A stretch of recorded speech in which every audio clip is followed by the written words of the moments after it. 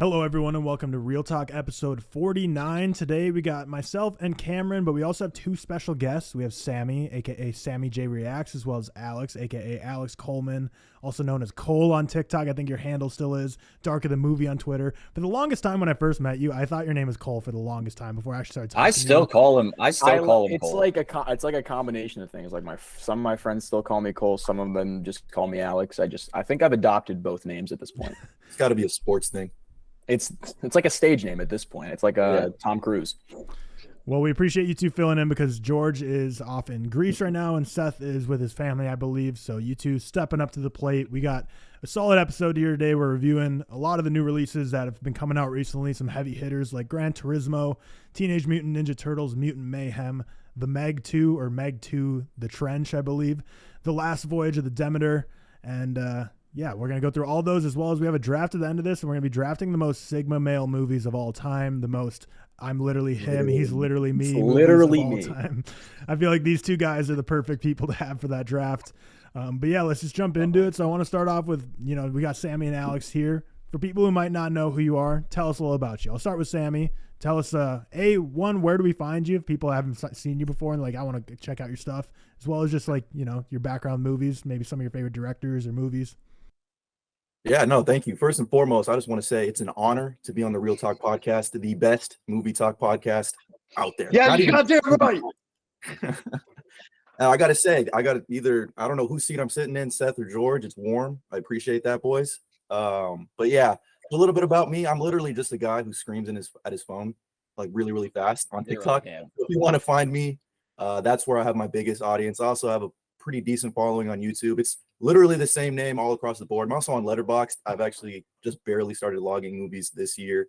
So, if you want to just stay into, I'm on Twitter too. I don't do a great job on Twitter, to be honest with you. I'm semi-funny on there. I'll just kind of pop in and respond to one of these fellas on and, try to make a joke, but it's usually a pretty bad one.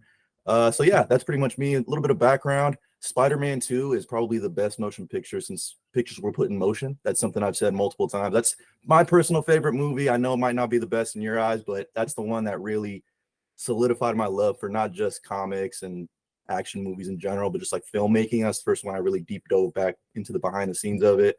I really appreciated the whole cinematic filmmaking of it, Sam Raimi's vision, the practical effect. Oh my God, the practical effects into the CGI.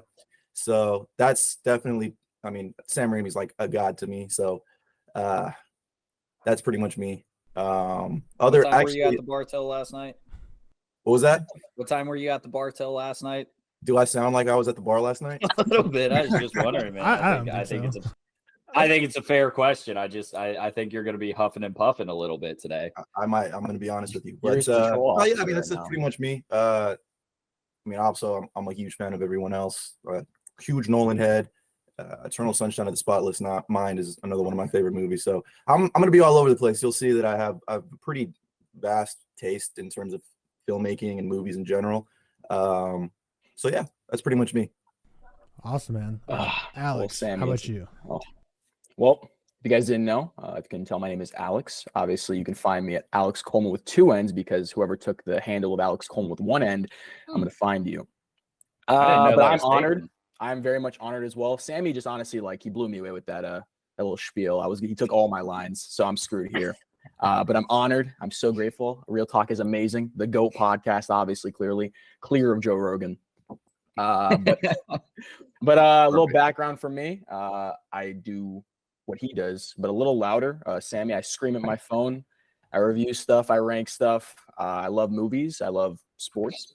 You can find me at Alex Coleman with 2 N's on TikTok and Letterboxd. And then my Twitter is a little different. It's Darker the Movie because you'll find out later. As far as my favorite director, it's obviously Michael Bay. Come on now. The greatest action filmmaker probably of all time, if we're being clear, if we're being completely frank.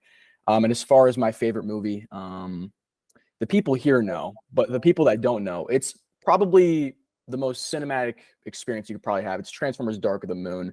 To those that don't understand its brilliance, you will sooner or later. Cam, I'm gonna need you to stay composed here because this is no joke. You're a fuck ass. But yeah, man, I love movies. As far as other directors, I quite like everything. I think my favorite genre is probably like horror / sci-fi horror. But I'm a Michael Bay shill, stan, obsessor, lover, not a fighter. Deep wang. And Shia LaBeouf, man, should have won an Oscar. But overall, I'm really privileged to be here. For Dark of the Moon? For what? Like, wait, he should have won for Dark of the Moon? Oh, yeah, he should have won 100%. Oh, okay. Yeah, 100%. I'm That's privileged to be here. All these guys are amazing. Some of the GOATs. We're missing George and Seth, but hopefully we can fill their shoes, man. Awesome. Well, I appreciate you both for those intros. So if I'm not mistaken, Sammy, are you based in like the San Francisco area? And Alex, you're like split between Orlando and New Jersey? Yeah, I go to college in Orlando, but I'm up here right now in Jersey. Okay. Nice. Yep, big Bay Area over here. Nice. So we're spanning coast to coast today, as well as, and Cam's holding down the middle of America with Indiana representation on the podcast. Shout out Middle America, baby. Makes sense for someone who's Spider-Man Lotus's hometown. Shout out Middle America. Let's go. Why do they call it the Midwest, Cam? Alex, take it away. It's mid. Oh my there Lord. It is. Oh man, got it. We'll jump into our first review of the day. We're gonna be going over Gran Turismo, from gamer to racist, the ultimate wish fulfillment tale. Wait. Didn't you see that meme going on around Twitter? No, wait, I yeah. didn't see that. There's an alternate poster that says from gamer to racist. So good. Yeah, that alternate poster is so good. I thought you like misspoke. I didn't see that. Can I find that on Letterboxd? I think it actually might be. But from gamer to racer, the ultimate wish fulfillment tale of a teenage Gran Turismo player whose gaming skills won him a series of Nissan competitions to become or in the words of Orlando Bloom, a series of Nissan competitions to become an actual professional race car driver. So yeah, Neil Blomkamp came out actually, I don't even know what the release date of this is at this point. I don't think it's technically come out, but they're like showing it in every city like sometimes, but I think the official date is in like 10 days or something, but it's a weird way that they're trying to roll this movie out. But yeah, let's jump into our review. I think this is one all four of us have seen this one. We're going to start it over with Sammy. What were your thoughts on Gran Turismo and what did you rate it? Yeah, I was honestly really surprised. Off the bat, I gave it 3.5 stars. I was really, really surprised at how much I actually enjoyed it. I really thought it was going to be one of those video game movies that we're all just like, what the hell am I watching, right? But it ended up being a really nice, underdog story that you can't help but root for this kid who actually became from gamer to racer. So it was actually insane. Did you guys know that this is based on a true story? It's been memed at this point that it's like a true story. But the thing is, like when I very first saw the trailer, I was like, "Oh shit, this is a true story." Like I had no idea, and then obviously it was ran into the ground. But someone going from I thought Gran Turismo was going to be another just like video like Need for Speed adaptation, but then they're like, "Oh, this real dude actually became a racer." I was like, "Shit, okay." Yeah, exactly. I love that angle that they took with it. That it was, they kind of got lucky that this story was true and they could build their movie off of that. But so I'm just glad that I don't have to watch that trailer in the theater anymore, because if I had to hear David Harbour say, "You threw up on my lawn one more time," I was gonna lose it. Dude, I've raced this track before. Like I was like, stop, please. I understand. So we're just going with no spoilers in this one, so I'll just keep it brief in my next one. So yeah, I really enjoyed it. I thought it was heartwarming. Neil Blomkamp's direction was pretty good. Some might say he's back. I'd like to say that he never left, because I actually kind of like Chappie. Don't let anyone. It's kind of out there now, so oh well. But no, yeah, I really thought it was a really heartfelt film. There actually is some emotional core that I was surprised with, even though his dad was kind of like a dick for no reason. But I feel like we all had that dad before or know someone like that, so I thought that was kind of funny. But yeah, man, that's pretty much all I got off the top of my head. Alex, what are your thoughts on Gran Turismo? It's a bit of peak Blomkamp, emphasis on the camp. I'm not the biggest fan. I think after District 9, he kind of like fell off a cliff. I haven't seen Elysium, but Chappie really ruined my theater love. But as far as the film, I don't think we've gotten a bad racing movie, to be honest. I think they're all pretty solid. Speed Racer. But as far as like the true story aspect, I was actually pretty interested. The first half, I think, is pretty just generic underdog story, very like, biopic. Like you've seen it before 50 million times. You're not really like compelled. The video game aspect is pretty cool. But then once we get into like he's a full-on racer, we're getting to training stuff. Like the second half, I was locked in. I was shocked. I saw this movie like in July, like early July with George at Alamo Draft House. And like I was fully expecting like nothing. I was like, I didn't even want to see this, but I left fully like just entertained. There was like you said, there was a good emotional core, especially with his family and him overcoming it's an underdog story. The overcoming the odds part definitely hits. I like the ending.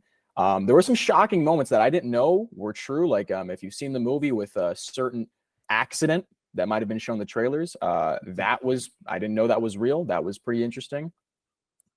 David Harbour, he actually was good. I mean, some of his roles have been very suspect, especially in movies lately, but I thought he was good. I thought he added a lot. Orlando Bloom was just there. If you're expecting a lot of Orlando Bloom as a fan, you're gonna be probably a little disappointed. He was just there. That man.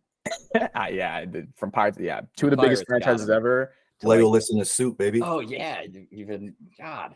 Yeah, but he was all right. And then there was some cool shots. I thought any of the like the visual effects of like them transitioning from him in a video game to him like racing the real track, I thought was pretty neat.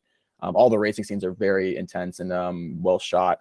But yeah, I thought it was a very big surprise. I was not expecting much, especially with the trailers. Like Sammy said, wow, some of the worst things ever. I don't know why they kept putting it after like it was before Dune every time, and I was like, please stop playing this thing. You're not making it any better. But yeah, based off of a true story, never forget that. And I enjoyed my time. I think I gave it 3 out of 5 on Letterboxd. Solid. I definitely would recommend 100%. Only a 3? I thought you had a 5. It was definitely between 3 or 5. It was close. But I think I edged out to the 3 just based off of the fact that it's based off a true story. I really did think it was I thought you had it at 4. Cam, I think you're the most recent to have seen it. What's your thoughts on Gran Turismo? Yeah, I saw it yesterday. Oh, it's fine. I wanted to like it more because I did see that. Like, I also did see, like Alex, and I think Sammy may have said this, and I think George said this. Like everyone said the first hour isn't their favorite part, and then it really picks up for the last hour, and I completely agree with that. But I just really didn't care for the first hour, and it's a lot due to. And we were talking about this before we got on the pod. I'm not a racing guy. I'm not a fan of racing movies other than like Ford v Ferrari and Rush we talked about. I really like those, and we just did a review on Speed Racer. I just don't care about car racing or any type of racing in general, to be honest with you. I don't know why. It doesn't hold my interest all that much.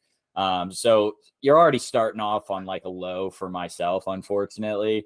Also, the fact that this is a true story is just kind of crazy. Good for him.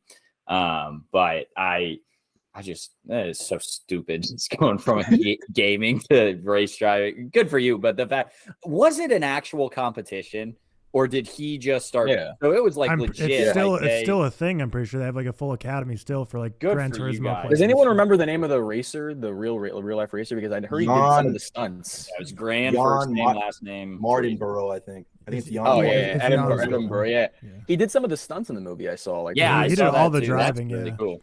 I'm glad they gave him that shout out at the end. Like it was a kind of like a postcard thing to be like, here's the real, like the classic biopic is like, here's the real guy, and then like he did all the stunts. 'Cause I feel like that's something like you got to give him credit for that. Like you don't like I get being humble sometimes, but it's kind of nice that they were like, by the way, like all the driving in this movie was actually him. Like that's a cool touch. So now my next question is for someone who didn't do any research into this.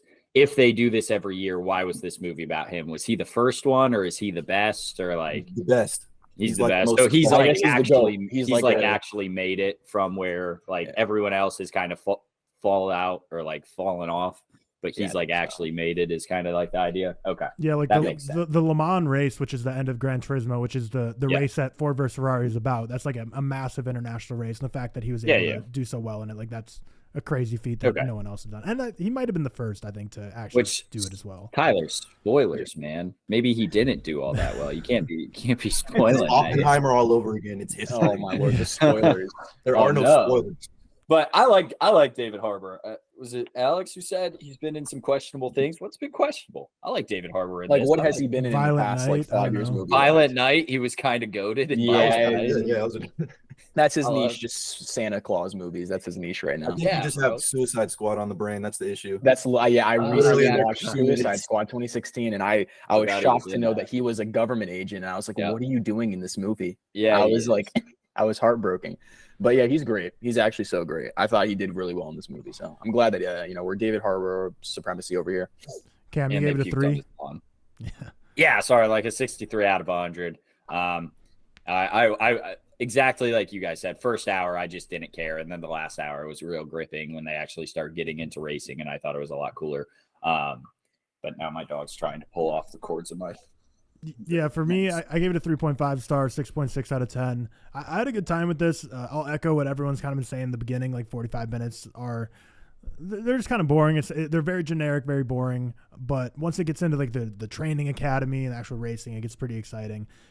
We mentioned it. David Harbour, I think, is great in this. This is one of those, like, before I even saw it, obviously heard a lot of people hyping up his performance, saying he steals every scene. And I think he did live up to the hype. I thought he was truly great and everything.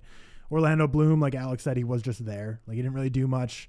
But I do really like, he has such a posh accent and he dressed so nice. And there's like, I want to see more just like him being like a wealthy dude, like in movies. I think that's his niche right now in life.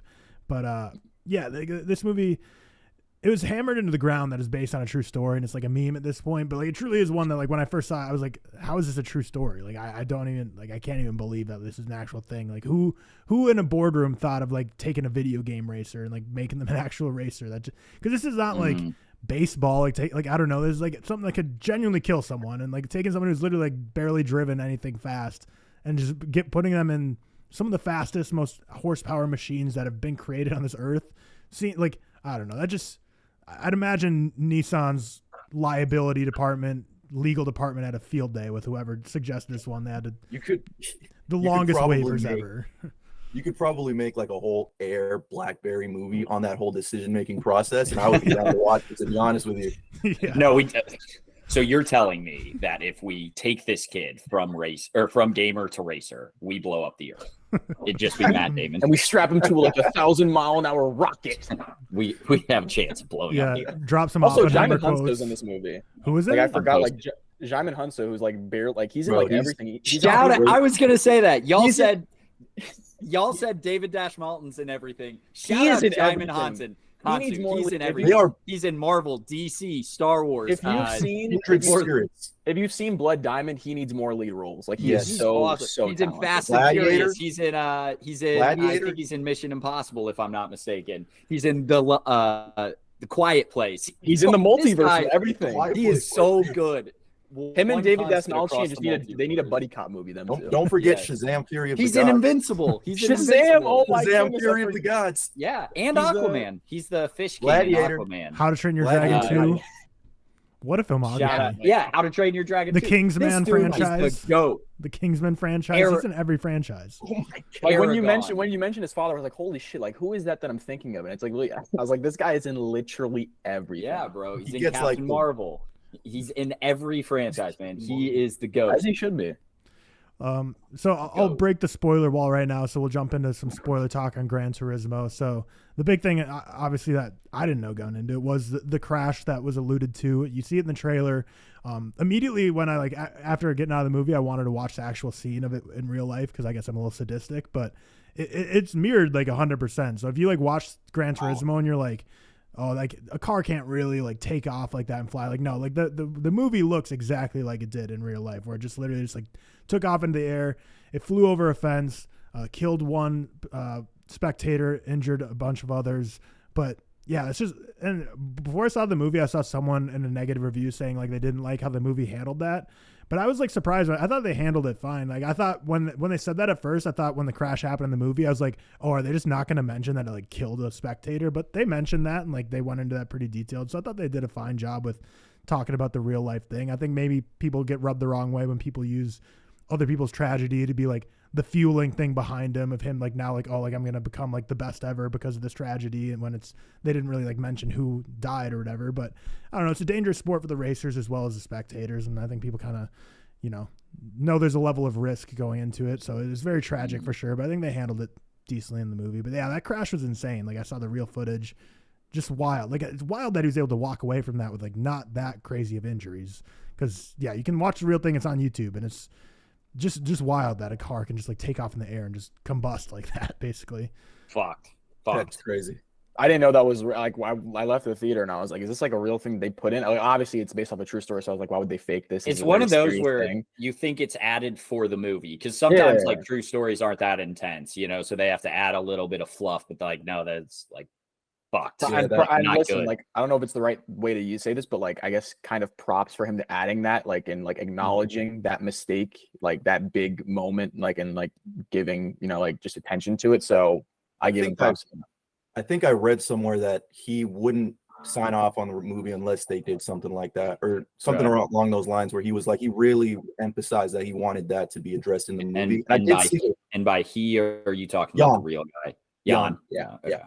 Yeah, and I did see that criticism that, you know, they of course people want to criticize everything, but it was used as character motivation. And now the real question is, did David Harbour's person in real life actually kill someone too?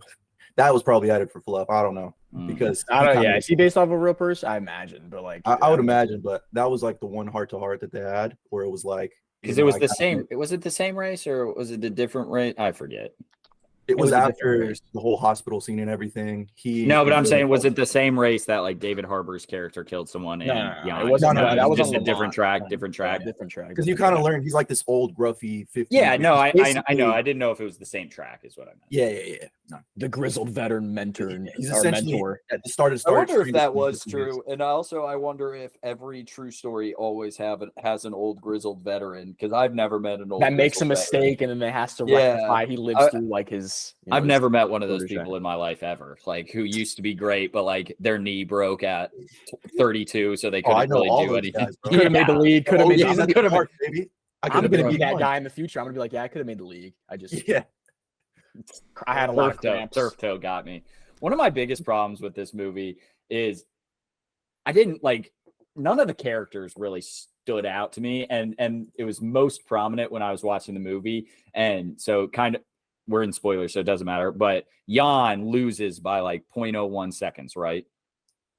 Like he loses that race when Orlando Bloom is trying to convince David Harbour's character to take Jan instead of the other guy. The problem was I didn't know either of their names. When they were talking about like who won and who lost, I was like, man, I am not invested to this. I don't remember either of their names right now. So I didn't know who won at first and who lost and who they were trying to convince. And so that was one problem for me. I'm like, yeah, I don't think I was really encapsulated in these characters by any means, but maybe that's just on me. To kind of add on to that, like there was this whole, I have a bunch of notes that I wrote down for it. I love that. One of the first things I wrote was like, this is like when Ben Affleck was criticizing Armageddon for the drillers. Like, let's teach drillers how to be astronauts. Yeah. Have astronauts instead of astronauts being drillers. I don't know why I wrote that down. I thought that was funny. But there's like amazing movie, by the way. Great Michael movie. Bay, right? I don't want to close my eyes. Great song. Anyway, but there was like this undertone. I mean, not really undertone. It was pretty much thrown in your face that I thought they were going to hone on more. And it was like this whole conversation about social status and like where you come from compared to, you know, who you're competing against. Like you saw all the rich douchebag racers out there were kind of like, that's kind of what got David Harbour's character to be like, all right, I'm in. Let's do this freaking, contest or whatever it is. I wonder how that guy feels now. What was that? I wonder how the real life racer feels now.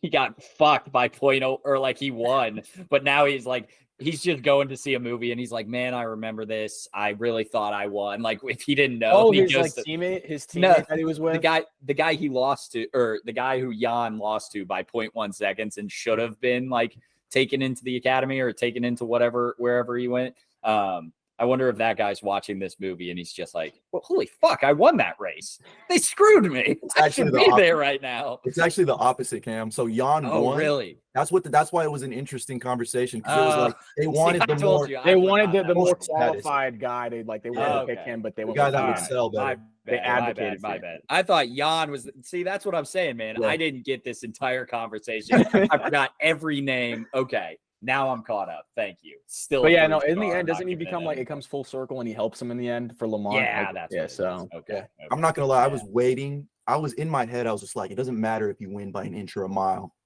Yeah. A win is a win. A win is a win. A win is a win. By 1 or 100. I've seen 2 movies now that have featured the Le Mans races, Ford versus Ferrari, which internationally is called Le Mans 66, and now Gran Turismo. And it's like one of the most iconic international races. It takes place over 24 hours. But both movies that I've seen now have had torrential downpours that make it a really dangerous race. So I've only seen 2, but both of them have had like very dangerous raining conditions. Like maybe choose a different season or a different location. Pick a different day to do this. Because like every Le Mans I ever see in movies is like, oh, it's raining so bad that one of us might die tonight. It's like maybe just go to like a desert or something and do the race. Yeah, there like instead. I don't understand.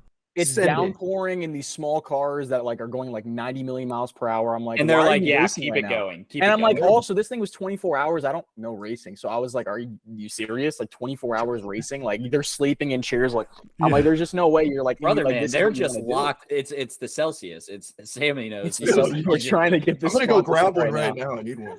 You need to get the can and put like the Celsius right here. I just got to cover it. We need that sponsorship first. Yeah, we do.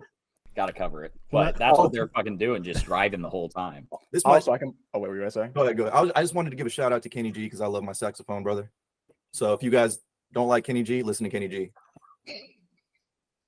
Is that scene where he's listening to Kenny G and he's like, "Can That you was turn this good, man. down?" And Don't he lie turned and it say up. that wasn't Okay. good, man. I was like, it is was that good. giving him a shout out right now? Also, one other gripe, not really a gripe, but like it was just like they had a whole romance subplot thing that was just like the leastly fleshed out thing ever. Like, and he was DMing her on Instagram. Is that part real? Like, because I mean, it's it was just a so side piece, tropey. I guess. I don't know. It's so tropey where they had to have like you have. It's like they picked a lot of this is very cliche standard stuff, especially with like the antagonists of like the rich kid that he's racing. It's down to like it's the most cliche thing ever.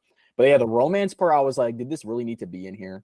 I was like, is it this? Maybe this is so real that he had to put it in. But I was like, if you're not married to this girl, why are you putting or dating her? Why is this in here? I was like, this is bordering on Tokyo Drift levels for the first 45 minutes. I'm not gonna lie. I thought it was like flashbacks to that horrible. And then it just like completely shifted, and I was like, one moment that happens that is similar to like what happens in both Top Gun and Top Gun Maverick is the classic like the hotshot Tom Cruise like in the original Top Gun comes in and the rest of the people like hate him and are hazing him and like fighting him and bullying him, and it's like in your mind you're like yelling at the TV, you're literally like fighting for your lives together, like you should be friends. But in this movie I'm like the opposite, where when the people came in they were bullying him because like they're like, you're just a gamer, you don't belong here, like it's dangerous for you on the track. Like I think they should have bullied him more, honestly. Like I feel like I would be even more mad than they were. I'd be like, literally I've been doing this my whole life, get the hell away from this track. Like I would just not I would not have wanted, like it's like if you're playing, I don't know, if you're just doing anything dangerous, you don't want some inexperienced dude coming in when you're like classically trained to do it and like give you the chance of like you getting in a crash. Like I would have been more of a bully than they were. What if we just start like doing this as driver's tests? Like you don't actually put them on the road, but you got to pass the Le Mans 66 on Gran Turismo. You have to. I was thinking about that though. Like really, I was like, if I was one of these guys, right, and a gamer, like say like for example, I was a basketball player and an NBA 2K player got the chance to play pro basketball with me. Yeah. I would be livid. Like I grinded for this, whether or not it was, and I just see this gamer dweeb. I'd be a little. That's just the inner hater in me, though. I'm gonna be honest with you. We played COD last night. Put us overseas. Alex and I just go. I was thinking the exact same thing. Yeah, just throw us. Let's get a Tekken tournament going. All the best Tekken fighters and actually just have them fight to the death in person. That'd be great. Wait, is Tekken like the Mortal Kombat? Yeah, Mortal Kombat's a little more. They're both kind of spiritual. Whatever. I've heard people like. I've never like played Tekken, so I was like, that's a. I'm a fossil, so that's like. Yeah, I was like Tekken. Yes, one baby. I'm like Tekken. That's kind of fucking like gray. The fucking gray machine. The old PS1 blew up on me. Incredible. I love the PS1. There's actually like 3 moments in this movie that had me thinking of other movies. Like the whole training with David Harbour, I was like, this is Mulan, make a man out of you. Like I was just waiting for them to say, I'm gonna make a man out of you. And then we had that douchebag racer who swept the leg in the car race or tried to sweep the leg. Oh my God. How is he alive? How the fuck is that guy alive? That's a Yeah, good people choice like of name. sabotaging, but like in this sport, when you sabotage, you may kill You someone. kill Like I was someone. like, it was insane. I'm I like, was that's what are you attempted. That's it's almost. I'm gonna attempted cut murder. his brakes. It's gonna be sick. He's totally gonna run his car into a wall. It's gonna be. And the fucking fact that he sick, knew man. that, he knew the brakes was because of like he played the game. Like I need to know if that was real too. He's like, Yeah. they put my brakes. That I seemed a played this little course. far fetched to me. That like based on the feeling of the game that he was able to feel that, but yeah, Oh, yeah, that incredible. was- man. These gamers. That was fluff. That had to have been fluff. Yeah, but Oh, Yeah. but last go ahead. last movie was Never Back Down, just because Jaimon Hansu's in that. So I was like, oh, it's very similar vibes. The whole underdog story to a. It's just great, man. Yeah, I have to check that out. It's it's one from my childhood that I would say I like, and then you revisit it and you're like, oh, Not that Yeah. great. Yeah. that's not it. Yeah. That's Fair. no. That's not it. no. Yeah, so Gran Turismo, Cam gives it a 3, Alex gives it a 3, Sammy gives it a 63 out of 3.5, I 100. give it a 3.5 as well, 63 out of 100. There you go, Cam, 6.6 out of 10 for me. So yeah, we've all been officially rizzed up. There's our review.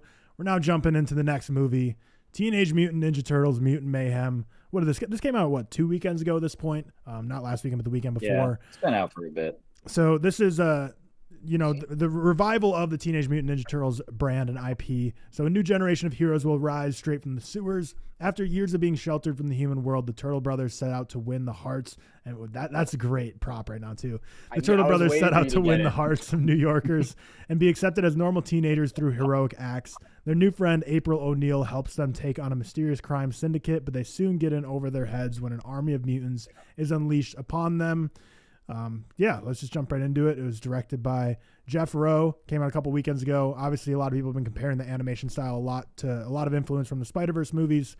Let's start off with the guy honestly wearing the Teenage Mutant Ninja Turtles eye mask right now. What were your thoughts? Shout out Michelangelo, by the way. He's the best one. turtle by far. Best By turtle. far. Easily, everyone knows he solos. All right, let me take this off because I actually can't see. But so I actually thoroughly enjoyed this movie. It was very, very surprising. I mean, it wasn't surprising. I mean, I'm a Teenage Mutant Ninja Turtle shill. I grew up with the Turtles. It's like one of my childhood core memories. The 90s movies, one of my staples. 2003 show is the best, by the way. So if you're saying 2012, you're insane. But I can see why you would say 2012. Anyway, this movie. So going into it, the whole Spider-Verse inspirations were kind of running amok. Everyone was saying this and that about it. But honestly, watching it, I thought it kind of deserves to stand on its own merits. Like it's definitely got its inspirations, but it's its own thing. Honestly, it felt like watching an animated oil painting, I said, with some type of like hand-drawn sketches. But yeah, man, I mean, it's a typical Teenage Mutant Ninja Turtle story. There's nothing super crazy about it. It is a nice way to reimagine the Turtles, I think, for a younger audience or this generation's audience. I mean, they literally say Riz and Dude, I put that in my review. Sorry to just say anything, but I put that in my review of like, it says Riz, it talks about TikTok, but it doesn't do it in the worst way. You can really fuck up a movie by just like throwing in a bunch of like new terms, whatever you want to call them. But like, I didn't think it was that bad. Yeah, but you could just tell like it was geared. It's definitely geared towards a younger audience, but it does have like something for the OG fans to appreciate. Obviously, the lore is explored a little more. The one thing I did find really interesting about the like just the designs of the characters was how the Turtles look more like perfect than the humans did, or at least more symmetrical, I should say. Like a lot of the humans had like either a big head, small body, small feet, big head. I thought that was an interesting choice. I think it was a nice way You're looking at their feet, man. Hey, Tarantino, baby. Anyway, so I just thought that was an interesting way to portray like the mutants in the movie. And overall, man, I mean, I just think it's a typical TMNT story. It's heartfelt. Definitely, the casting was probably the best choices they've ever made. I think the decision to make the Turtles actual teenagers was, you could feel it, like the energy and the charisma, the chemistry was palpable. Like I think they recorded their scenes all together in the booth. I saw that behind the scenes before I watched the movie, so I thought that was so smart on Seth Rogen's front to just have actual teenagers playing it. And I think they actually mentioned they were the ones that put in Riz and all the new terms, and they were like, I don't know if we should do that, what does that mean? And then they were like, no, trust me. They had to explain Riz to like Ice Cube or something, and I was Yeah, Rogen, I was like, and Ice Cube as Superfly has one of the best character introductions. Just great song choice. And then overall the story, it's pretty typical. It's like Teenage Mutant Ninja Turtles typical story / X-Men story. It's essentially about being suppressed as a mutant and trying to fit in and all that stuff. So I thoroughly enjoyed it. I gave it 4 stars on Letterboxd. And yeah, I'm so down for this new TMNT universe. I can't wait. I think there's going to be an animated series coming up next, and then a bunch of sequels they have planned out. So I thoroughly enjoyed it. But I am a Ninja Turtle shill. Alex? I thoroughly enjoyed it as well. I might go as far as to say it's the best TMNT movie like that we've gotten. I know people love that original. I love the original too, but I think that the combination of it being like this youthful take, like they're actually teenagers, the animation, I think just the simple story, I think it worked very well. I think I have it literally number one, then I have the original, and then I have the 2007, if you know, you know, the TMNT movie. But as far as everything, let's start with the artwork and everything and the animation. It's very, like, thank you, Spider-Verse. I'm so glad that we're getting all these unique stylistic movies now. It's very 2D, 3D sketchbook, like Spider-Verse. But like you said, I think it stands on its own merits. It's very like, it's very, very new, but it's also very, you know, takes inspiration from that. But it's very gorgeous to look at. All the fight scenes, the choreography, like the way they did, it's just so, like, you are glued to the screen. You can't stop looking at it. I liked all the designs. I liked how young the turtles looked. I thought that was really cool. The humans look all neat. As far as the story, it's very, very, you know, basic TMNT. If you've seen any TMNT of growing and trying to find acceptance, you've seen this movie before. But I think that it was the best decision because in previous TMNT movies, like especially like going as far as the 2007 movie, they get a little too complex. You don't need something too complex for this kind of movie, especially for when we're restarting the universe entirely. So I thought that worked really well. The villain was very, you know, but it was Ice Cube playing it. So I loved Ice Cube, man. He Awesome. made it, but like I think that like it worked. It was just very generic, but it worked very well. That's how I can describe this movie.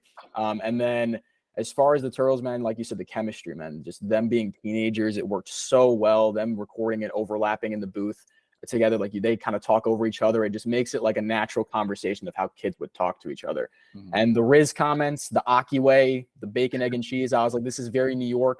This is very teenager now, and it worked. Like I didn't cringe. I was shocked. You know, when you use like if I was gonna hear, if they told me that I was gonna hear Riz in this, I probably would have winced a little bit, but it came out naturally. I thought Jackie Chan is Splinter. Why am I like forgetting? Was great. They approached him very differently. Usually we get this kind of Splinter that's like just more of like on the martial arts like mentor side, whereas they explored him more as like an overprotective dad in this, and I really like that different approach that we don't really normally see from Splinter. And yeah, I thought all of the mutant gang that they meet in this, I liked how they mirrored some of the Turtles' personalities, and when they were hanging out, you saw that. But overall, like this is a big win. Seth Rogen, man, he's 3 of 3. The boys, Invincible. This just continue to keep producing superhero stuff. I got nothing. Don't touch the MCU DC. Like don't touch that don't touch that right now. It's toxic. But as far as those properties, he's nailed it. I'm there for it. I loved it. I gave it 4 out of 5, and I think it might be the best Turtle movie. Cameron, second best. Yeah. So I have nothing new to say at all. My new thing was going to be shout out Seth Rogen for just crushing it with his production, but I gave this an 80 out of 100, like right at the 4 out of 5. I really loved it. It for me, like it would never be a 5 out of 5 in the sense that it's super generic, like we've mentioned. Like it's an extremely generic movie, and if it's a 5 out of 5 for you, that's great. But for me, it's a super generic. But I think they did the best they could with that generic. Like they did amazing with everything. We've mentioned the animation. I'm not going to say it again. The kids were perfectly cast. Like I loved them all. I think they were incredible. I fucking loved Ice Cube. He was hilarious in this. Jackie Chan, Splinter. Like I think this is one of the best casted movies, or cast movies. Casted's not a word. One of the best cast movies of all time. Maybe not, but like Seth Rogen as Bebop and John Cena as Rocksteady. Like just awesome. Perfect. John Steady. They're so good. New name. But yeah, and then I didn't even know it was Post Malone playing Ray Fillet. I didn't know Paul Rudd. Like, yeah, but Paul Rudd was also the chameleon, right? I was gonna say, how have we not mentioned Mondo Gecko? He was. I would kill for him. I love him so much. Brochacho. Ayo Edebiri, I forget how it's pronounced, was great as April. Fuck whoever on Twitter is posting this criminal ass tweet about a 14-year-old saying she's the worst looking April O'Neil.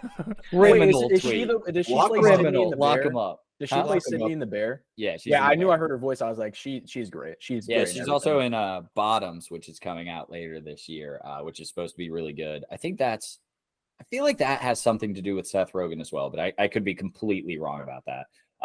But yeah, fucking Seth Rogen, he's the weed guy, and like that's like all he makes his character, or like that's all he makes himself known as. He's like, yeah, this movie's great for weed, but he's just so good at producing these comic book movies. It's insane. Or Really superhero, whatever.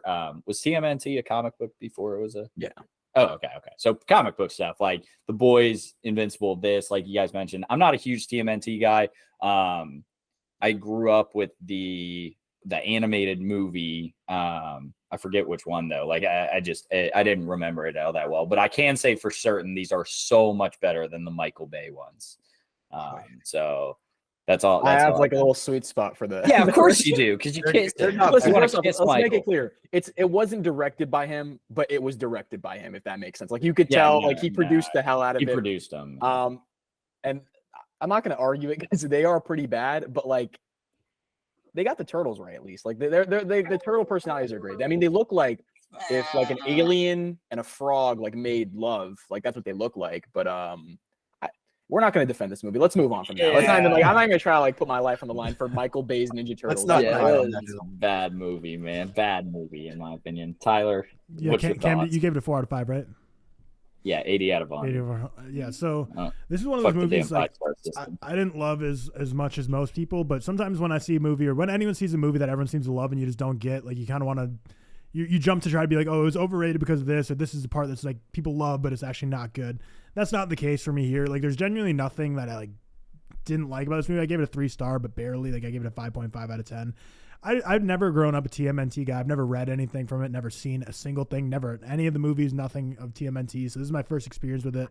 And yeah, for me, it was like fine. I thought it was really generic. The voice acting from the kids I thought was incredible. You could definitely tell that the chemistry there was incredible. So if they keep the same kids together for the cinematic universe they're going to build out here, I think that could go a long way, especially since they are so young, so they can kind of grow into the characters as well. But yeah, I don't know. It was just like a fine movie. I watched it. I didn't love it. I didn't hate it. It was kind of just in the middle for me. Obviously the animation is great, like we all said, but yeah, it's just one that I didn't love as much as most people. Not really an exact reason I can pinpoint as to something that jumped out that I really didn't like about it. But yeah, just 3-star for me. I don't really have like a ton of spoiler stuff like I want to talk about, but we'll break the spoiler wall here. The only thing I will mention is, so we talked about April, Ayo Edebiri. So obviously, like she has the moment where she's the school like news reporter early on, and she like throws up everywhere on screen. So that's like a big trauma for her that she has to overcome. And then like the thing I didn't get is like at the end she overcame it for like a minute and then like throws up again. I'm like, I feel like this isn't like a good lesson for the kids to be like, oh, if you have a traumatic experience, it's just gonna happen again. Never try and do it again because you're just gonna throw up every time you're on TV. Well, no, but she doesn't care at she that point, accepts and it. she's She still, accepts it. yeah, Yeah, she she- accepts. yeah. But, It's like, accepting yourself. Maybe you do throw up every time you're on No. screen. but Yeah, you Kids out accept there, if you want to be a newscaster, you can't throw up every time. No. I'm gonna say it. that. No, throw up all you want, man. Just start yakking all you want. Talk about any spoilers you guys want. I really have nothing that I really want to dive into for this. Like we said, it's pretty generic. The I main do one. wanna say Wait, where are you that going? we didn't mention the soundtrack. The soundtrack was fucking incredible. Every Good single thing. time they played Annie Up, I was just ready to just get up out of my seat and start Annieing up, I guess. I don't know. It was insane. More money. The main spoiler though, like it's got to be the end credit scene, which is obviously like they introduced Shredder. He's going to be the next villain, which was the most obvious thing. Like if TMNT, like if you didn't have Shredder, Shout out Shredder. it would have been like just a waste of an opportunity. I thought that was pretty cool. I mean, obviously, like there was people in my theater like that were like cheering. I didn't know like the TMNT like fan base was going crazy for it. I was like, okay, I expected this. Yeah. But the design looks cool we only see him from the behind. Kind of crazy pause. Hey, yo. But the design looked you know it great. was in that? The design looked great for the animation style. That's the one that I wanted to talk about. That was pretty cool. This did have the very generic, like Superfly. Ice Cube was it's like giving his backstory, and you're like, damn, maybe I feel for this guy. And then he's like, but I want to kill every single person ever. They're all dying. It's the same thing they did with like Killmonger or like any like these. Like they make Yep. so much sense, and they're like, well, we have to make them terrorists. We have to murder every We have to make person them ever vicious, because- evil beings so that people can't root for them. Or else He was they- just Magneto. Magneto. Yeah, I literally was like Magneto. But They're very similar to X-Men. That is the best villain, but he was just like, and we're gonna enslave them all. And I was like, you lost me, man. It was great though. Hey, this movie, one thing I need to say is that it actually made Donatello kind of make me appreciate Donatello, because normally he's like the forgotten turtle. He is the force. But dude, when Superfly grabs him and starts beating on him, what does he say? He says, my stick or something like that. Right? No, well, the stick part was funny, but he says something. He's what is he popping a cap in my ass or something? I forgot what he's saying. Oh no, he's beating. I forgot. That was great. I like that scene. They made Donnie very like usually. I mean, I don't like know if like he's as far as my perception of Donnie, he's like kind of like the least favorite as far as everyone like he's kind of the dork. That's his whole shtick. But this one, he was very like more of a main than the other guys. So I liked it. They gave Donnie more shine. I enjoyed that. They put a little Mikey in him. I feel like he got. I feel like a lot of them had a lot of Mikey. Like even Raph had his own because they're kids. So I get it. Like they're all very angsty, very like wacky. They're playing Fruit Ninja, like that was pretty cool. Like they gave them a lot of like nice heart-to-heart moments of like them just being kids, and I thought that was really cool. Yeah, I agree. The one thing was like I wasn't expecting a big kaiju at the end. That's the only thing I was like, oh my god. Yeah. But I do got to say I do like the whole Spider-Man 1 reference. Shout out Sam Raimi, the Blueprint. With all the whole city of New York, basically, and like you mess with one of us, you mess with all of us. Yeah, that was pretty cool. Which is like funny because like the TMNT verse has more New York moments than Tom Holland's Spider-Man trilogy. So we have to take that. New York stinks. Fuck them. Not a character in Spider-Man. Fuck it. Go far. Enjoy Prague, buddy. Enjoy Prague. Yeah, the kaiju kind of lost me. I thought the movie was gonna like the pacing at that point kind of was weird because I thought the movie was gonna end and then they just like randomly like they all team up again. Because I thought it was kind of rushed when they all become like they realize like Superfly is kind of like evil. And then like they like go from that, they're all like they flip sides and like kind of like suddenly. And then we just go to big fight, kaiju fight. And I was like, oh. Yeah. I did like the Old Boy inspired scene. I think one of the producers mentioned that it was in fact inspired by Old Boy. It was like when they first figured out how to fight. And I thought that was pretty cool. Like when they first, you could tell like this is their first time doing it. Like they're kind of like accidentally winning. And they're like, oh wow, this is like, oh, we're actually good at this. Like all this training actually paid off. And you kind of get those scenes where they kind of cut back and forth between, beating various drug lords, mobsters, and gangsters out. I thought that was pretty funny or pretty good. Yeah. The fight. Yeah.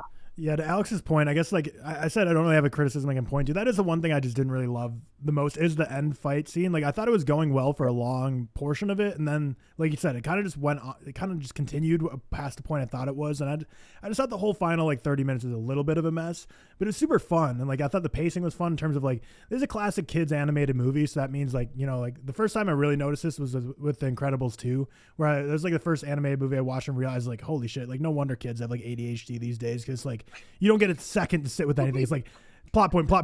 You're just rushing through for 90 minutes. Dude, you're just like, holy crap. I will admit, I am med up for ADHD because I'm just like horrible. I loved it. I was like, man, I am like the definition of throw Subway Surfers under a movie. Like that's my shit, man.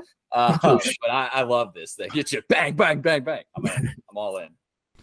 So I gotta throw this. That does it for TMNT. Yeah. So 4 stars from all you three, and then a 3-star from me. Anything else we want to add on before we move on to the next one? It's basically as far as like the TMNT movies, it's more of instead of exploring the martial arts aspect, it's more of them being turtle teenagers, which is it's a different approach, and I like that. So if you like that, I definitely would recommend. It's a fun time, 100%. Yeah, I will say I like how they tied Splinter and Superfly's kind of character arcs. I thought that was interesting. Yeah. Like it was a good T'Challa Killmonger moment, where he learned from that past. I thought that was good. Yeah, that's it for me. All right. Well, before we get into our next 2 reviews, I do want to mention, so yesterday the gauntlet was kind of thrown down by Andrew's Visuals and Josiah Coops for a USA versus UK football match. That would be like if we got if we got a movie talk meetup, like where people across the globe, because obviously Australia has a strong movie talk community, the UK, Ireland has a great movie talk community, obviously America's filled with them, and there's people scattered all throughout, but I feel like those are the 3 main hubs, kind of West Europe, Australia, and America. If we got like a full movie talk meetup and we did like a football match, that would be electric. I don't know where we would do it, but it would be peak. USA would win 100%. We'd have to do like USA versus Elseworld because no one else matters. Travel soccer, like the inner child of myself, like would just come out in full force. I stopped travel soccer about 7th grade, but I think it's still there. I was on my fraternity's B team, so no big deal. So it never left. Huh? I'll just be the goon. I'll do whatever's required of my country. You're there to I think Sammy might just be slide tackle. Yeah, you're there to 2-foot Seth with a slide tackle, 100%. That's all you gotta do. Slide tackles. That's all I'm out there for. Spamming it like Call of Duty. Yeah, when everyone was starting to like assemble like the Avengers, it was like George posted a picture of him as a goalie, and I was like, I mean, my only experience playing soccer is as a goalie, and then Evan Solo replied was like, I can play in net. So it's like, we got too many goalies. We need like actual too many ball keepers. players. Like, we need outfield players. Yeah, I feel like Alex and like Sydney Volpe are probably like the only two I know like play soccer like not as a goalie position. I guess Cam, you played till 7th grade. Cam, you're outfield too, man. I'm a striker. I don't know any other position. I want the goals, man. You're there to linger up at top and just like tap the ball. Yeah. They call me the Messi of guys who have never played soccer consistently for 18 years. So who called you that? Well, they Emma? They specifically.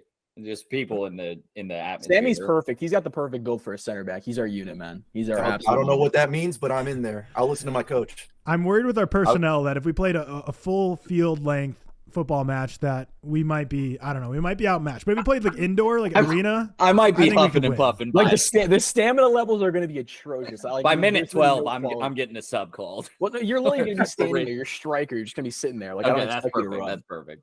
They're pulling up the number cards though, and my number's on that list. They're Cam, you're out. All I know is that England, whatever Elseworld, they're gonna get got just like the Revolutionary War. I fear so. That's just how it's gonna have to be. Me and Josiah will be on the pitch. I'll be like, you want to fake injuries? I'm pulling the grown-ups, the end of grown-ups pull. Not fake injuries, man. That's all we need. We'll just have to play the American angle to our advantage in terms of like we'll just be like, I don't know, like the prison guards in the longest yard where we just are going to bend the rules, be playing dirty, physical. Like, I mean, we love the Josiah Coops, Josiah Smith, but we would all body them if we were in like a shoving match. We need the Eagle jerseys too. I want the just straight up Eagle freedom. I want freedom tatted on the jersey. 95% of the time I anti-America. This 5%, I will be the most patriotic man. Anytime America's in like the Olympics, like World Cup, like I don't care. Like I don't give a shit half the time, but I become the biggest patriot no matter what. Like I become George Washington reincarnated in a like half Afro Latino boy. I don't care. It happens. I love it. Yeah, I think the big thing is we just have the height advantage, so we just need as many corners, as many crosses as possible because we can out-head UK. Except Andrews Seth is Vigils pushing is the only 4'8", one. so yeah, we can out what the UK? Out-head. Out-head the yeah. I'm in. Whoa! Hey! No. All right. It's if we have to. Shout out Red, White, and Royal Blue, UK and USA head reference. Is that what that movie's about? I didn't. It's the president's son and the queen's son becoming like that sounds like a Disney Channel movie. Oh, really? Isn't that like does sound like a Disney Channel? Isn't that like the Princess Protection Program or something? Isn't that the Princess Protection Program? Who is in that? Joey King or no? Is that Selena Gomez? I think it's Selena Gomez, Lindsay right? Lohan, right? Or, wait, what? I think it's Selena. The Princess Protection. Wait, no, am I faded? I think it's Princess. Yeah, that's Selena Gomez and Demi Lovato, right? Yeah, Demi Lovato and Selena. No, so that's what that is. That's like they swap lives or something, and then right. But like either way, it's like a rich person's daughter the and then like a broke person's daughter, and they like they don't look that much alike. Were they supposed to be twins? Oh, what a fascinating movie. Speaking of which, Chelsea's losing 2-0. My club's finished. Is it Mo Salah, baby? Yeah, he just scored. Yeah. You don't care. Like why? You don't care, Cam. Mo Salah. Oh my God, wait, did Premier League Sundays just start like recently? Yeah. It started Friday with Man City versus Brentford, and then Saturday so was this is the opening weekend? Yeah. Oh shit. Nice. Man, should have been there. All right. How about that preseason football, baby? Yeah, that's where I'm at. American football. Anthony Richardson kind of looked interception. He looked a little mixed bag, but Justin Fields was cooking. 3 for 3, 123. I mean, that's just simple. Are you a Bears fan? Yeah, I was born in Chicago. We're about to witness greatness with Trey Lance. I mean, like now that Justin Fields has targets, like there's no excuse. Trey Lance sucks. He also come on, he has no chance. The ball was in the air for a good 6 yards, but he got 123 yards passing. So we'll take it. Go Justin Fields. Is that Brock Purdy? Is he on the 49ers or am I faded? Yeah, it's him and Trey Lance. You guys like kind of mid. Oh, 49ers. I'm a are- Rams fan. I don't The want to talk about 49ers football. are Don't get me I'm a started Rams on fan. football. I don't want to talk about the other Rams. The passion. 49ers with Baker Mayfield could win the Super Bowl. They just literally just need need a like mid a Man, we couldn't competent win it with Jimmy quarterback. Garoppolo. We couldn't win it with. All I know is pain my entire life. My dad got to live the freaking great Pain your 80s. entire life. You're You've living been in the playoffs glory. All I for know the is last, all I've like, ever known 20 is pain. years. All I've You ever guys known. went to like 3 Super Bowls at You least. just got biggest- Christian McCaffrey. Fuck Dude, it's off. the biggest bro. case of- it don't mean a thing if you didn't get a ring. Yeah, And I got the true. biggest It's case only of about, blue blood. anything is only about winning, guys. It's only about Exactly. winning. Only, not about the journey. Shout out What's the Giannis. view? What's It's a the lot view in of second school. Let's place? go. Sammy? Let's go. What's up? We're back in it. What's the view of second place? First place. You're just the first loser. Yeah, you're, I like you're that looking at first mentality. place's ass. That's why Yep. we're gonna beat the UK, man. That's why we're gonna beat them. Hey, we're driven. We're driven. All right. Okay. Moving from the UK to actually, I don't know. I was trying to make a smooth transition to where Jason Statham's from, but I'm actually not confident in what country he's from.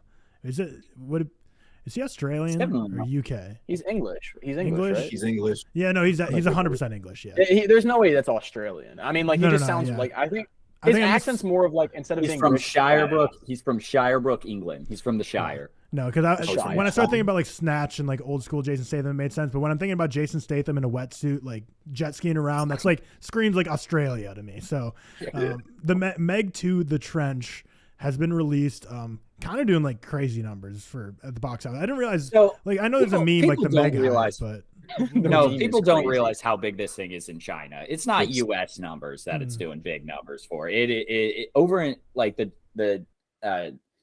Asia market for this thing is absurd. They love the Meg, which great because I love the Meg. But like people are real mad that this thing's getting way more money than like TMNT. TMNT hasn't released in China yet, so there's a big thing. But also the Asia market just loves the Meg. So just put that in your mind, there in you your go. perspective. No, that's good perspective. And Cam, I guess I'll start with you then, since we've been starting with the guests. Well, how about you for this one? Meg 2, The Trench. I think you might be the most recent to watch it. Or no. I think I saw it actually after you, but yeah. You saw it a little later. So I saw this on Wednesday. I was doing an ad for AMC. They asked me to go see an IMAX or Dolby movie. So I Bro went to is the Meg rich. 2 and I went to the Meg 2 in 3D and I did not see a movie in IMAX or Dolby. So sorry to AMC, but I don't know if I can put that in here, whatever. You just outed yourself. There was no reason Doxing to put myself. that All in. right, cut it. No, the Meg, I've moved to a 5 out of 5. The Meg is now officially my Dark of the Moon.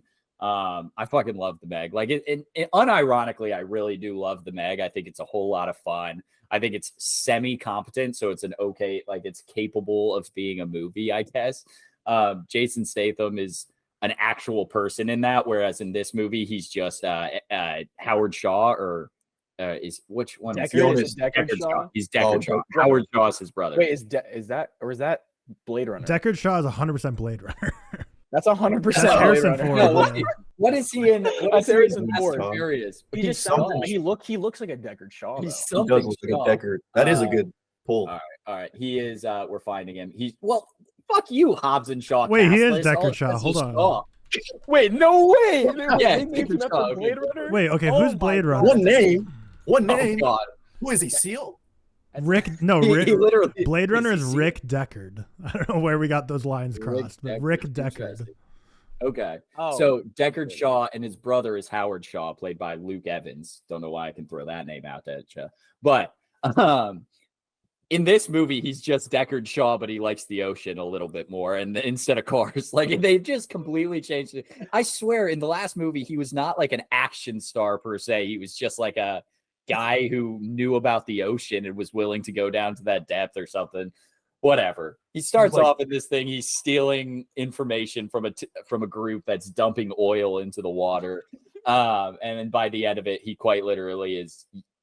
He's getting assists on shark kills, which is just fucking awesome. This movie is one of those where I loved it. I enjoyed sitting there. It was hilarious, but I feel like I was laughing at the movie a lot more than I was laughing. Like I wasn't laughing with the movie, but I was having a great time. So I unfortunately gave this a 31 out of 100, a 1.5 out of 5 stars. I'm sorry. I just don't claim to be a Meg fan. If I you're gonna know. give it- I know. It's one of those things, and we'll get into it, where there are so many lines in this that I was dying laughing.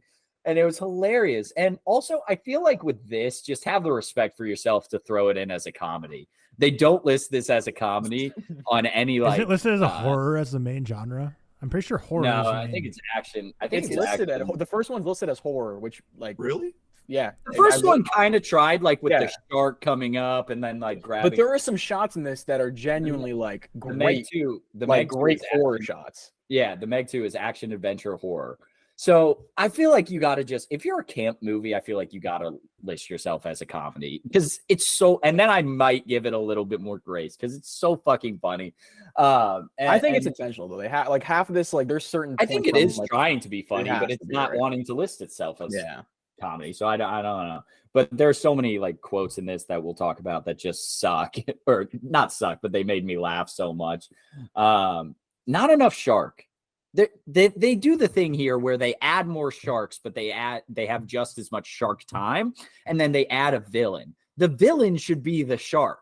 Like it's a shark. It's eating everybody. Or in this situation, I don't know if this is a spoiler, but it's the Meg 2. So like, who gives a fuck? The Kraken should also be a fucking villain. Why was that there? Is beyond. It was in me. the trailers. You're good. Okay, it was in the trailers. Great. Yeah. Yeah, but they add a villain, and I just didn't care for it. So yeah, I'm going with a 31 out of 100. But I will rewatch this movie as soon as it comes out on digital before I watch Oppenheimer. So fuck me. I've already seen Oppenheimer twice, to be fair. Oh, true. Okay, yeah, I've seen it twice. Oh. Yeah, so I don't know. For me, like the Meg, so I'm a huge fan of the Meg. Also, I watched it for the first time a couple months ago. So new to the Meg fandom, and I think me liking the Meg so much is honestly what made me dislike this one so much because I don't know what I was expecting from Meg 2: The Trench. I know the trailer was like showing dinosaurs and krakens, so I was like, it's gonna be wild, but I was genuinely thought that this was based on the trailers. I thought that this was gonna lean heavily into the camp and just bring out all kinds of extraterrestrial dinosaur type stuff and just be crazy action the whole time. But the first hour of this, I was genuinely so bored. Like it took so long for me, like for this movie to get going. The final 30 minutes are like peak, like Jason Statham, hilarious moments, the jet ski, all that kind of stuff. But first hour, I was like shocked at how slow they were getting into this. I was like, I thought we were just going all balls to the wall here. So for me, I was just super bored. Even the end, like I just didn't love the final 30 minutes. I don't know. I gave it 2 out of 10 for 1 star, which pains me. I gave it like 3.5 to the Meg or something. I really loved the Meg. Sad. But Meg 2, I don't know. I was just so bored, and I was like not expecting to be bored, and that kind of just took me by surprise. I knew, like, I didn't know what to expect, but I did not expect to be bored. But yeah, I think Alex and Sammy are both the highest on it, so now we'll turn it over to them. So Alex, Meg 2: The Trench. Hype us up, baby. Hype us up. Yeah. Listen. This movie is fucking stupid. It is so dumb. But listen, from the start of this movie, like you expect something so outrageous. It starts with like that scene that you see in the trailers with like the dinosaur, tiny dinosaurs, and then a peak. The opening crawl, peak, and then it transitions to more of a underwater with Kristen Stewart, abyss. You're down the trenches. It's kind of a horror. It's definitely more of a horror aspect, and I kind of like that a little more. We're under in the water. The sharks are like, and the creatures are taking out people left and right. There's a scene. Well, I don't know if it's linked towards spoilers where someone. Fuck this. Make this entire review spoilers. Someone gets entirely spoilers. Someone gets spontaneously combust because we're under all this pressure. I'm not gonna lie, I laughed. And all those and we're the underwater scenes with Jason Statham's action scene. I liked it. I don't know why. Maybe I just like dog shit. It's clear, but I enjoyed the hell out of it. But there is a part where Jason Statham, I kid you not, no suit, we are 30,000 feet under the ocean, goes out and it's so dumb. They explain. He swims. This is the best part.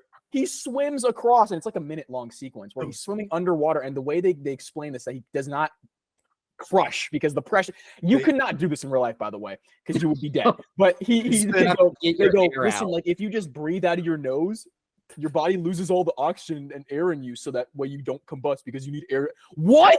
They spent What? Oh 10 my minutes. God, that is the best thing ever. That is elite. That is what Scorsese was talking about. That is ingenious writing. So there's a scene where once he gets out, which he gets out, right? And he starts exhaling right as he gets out. So he should be, in theory, crushed immediately because he didn't start breathing out. But he breathes out blood. He gets over. And then, yeah, I like the underwater stuff. People said it's boring. I think it's just fucking stupid, and I loved it because it was basically kind of horror and that the sharks actually look like a threat and menacing.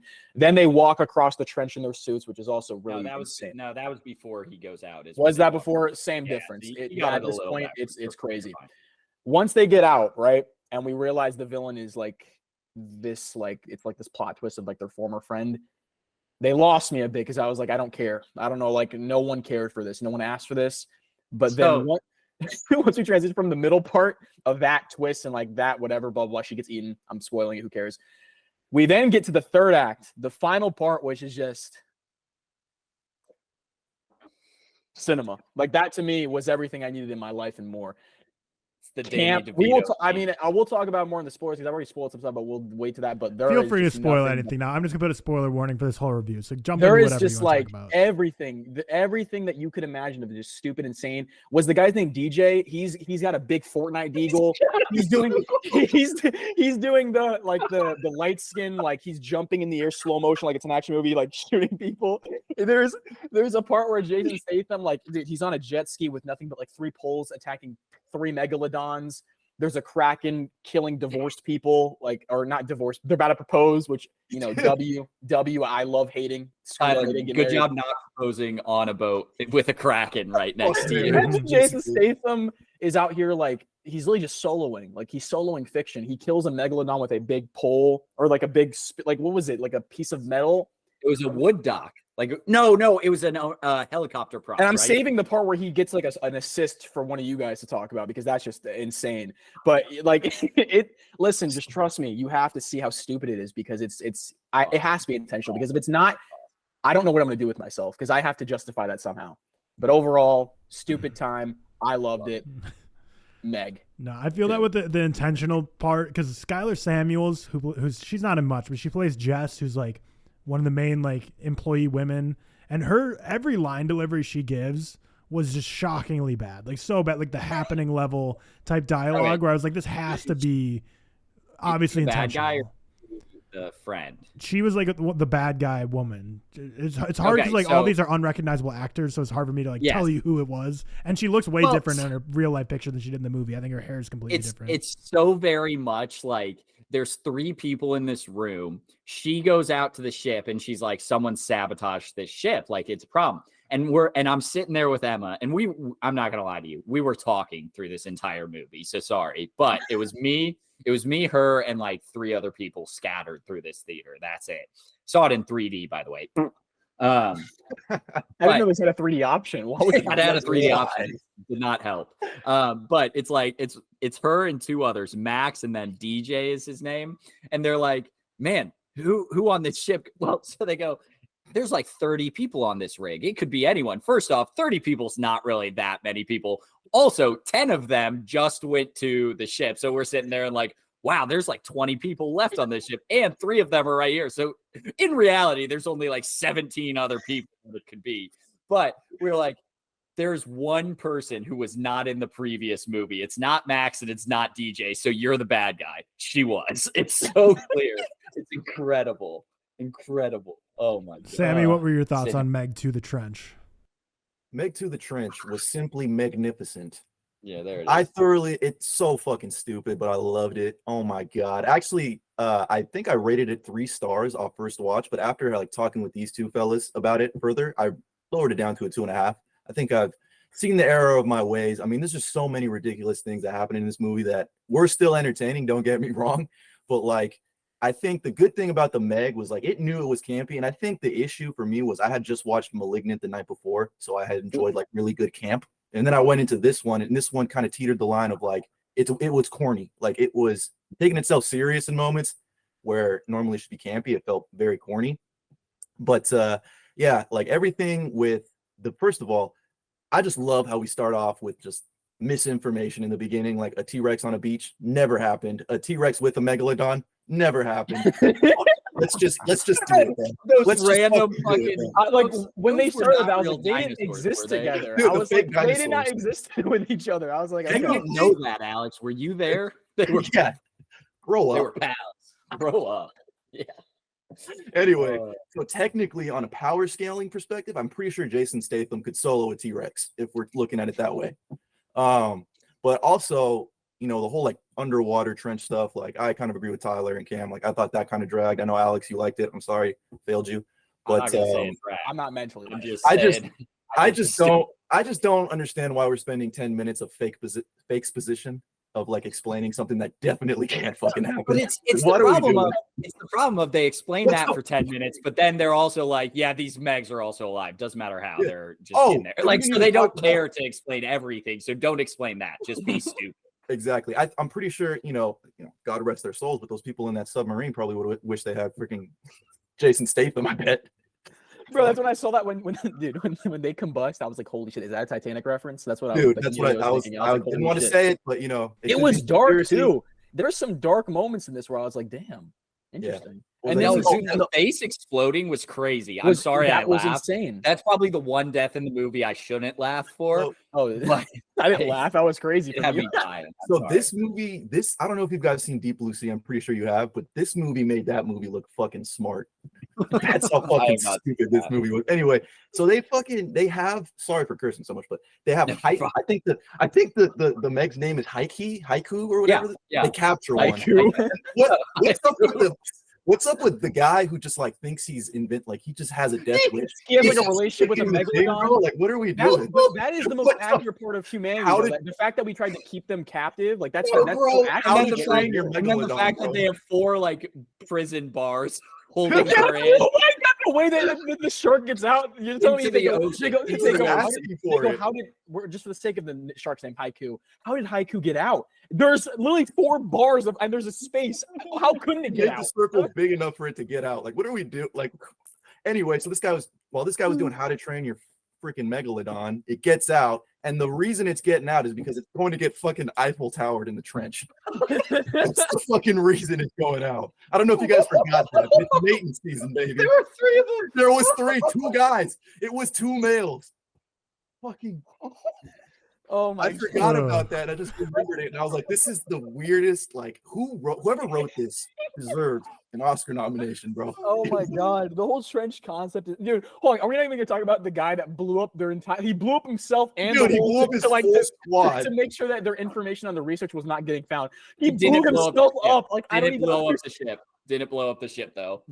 Also, his girlfriend, which was the villain in the movie, that dies because she's like, quite the classic thing in the trailer where she's like, "Oh, there's a Meg behind you," and she's like, "No." She's still talking, and she gets eaten, and he's like, "Ah!" Like they ate his girlfriend, and then 3 minutes later, he's fine. He's like, forgot about that chick. No one's talking about the assist. I was hoping one of you guys took it off of the what is it? See you later, chum. I'm just gonna wrap up my review. By saying that I'm glad that this movie finally acknowledged that this movie was never about the Megs. It was about the friend we made along the way, Jason. It was always about him. We have to talk about the fact that the woman who was in the last one no way she wanted to come back for this thing. She probably read the script and said, "Fuck this." So she is gone. So she's passed away. Her character off. So I thought initially, is she dead? I thought she passed in her life. I really hope she pulled her off. I really hope. In universe, I think she died in universe. In universe, yes. But so she just didn't want to come. She said, now it's her brother. So her name's Li Bingbing.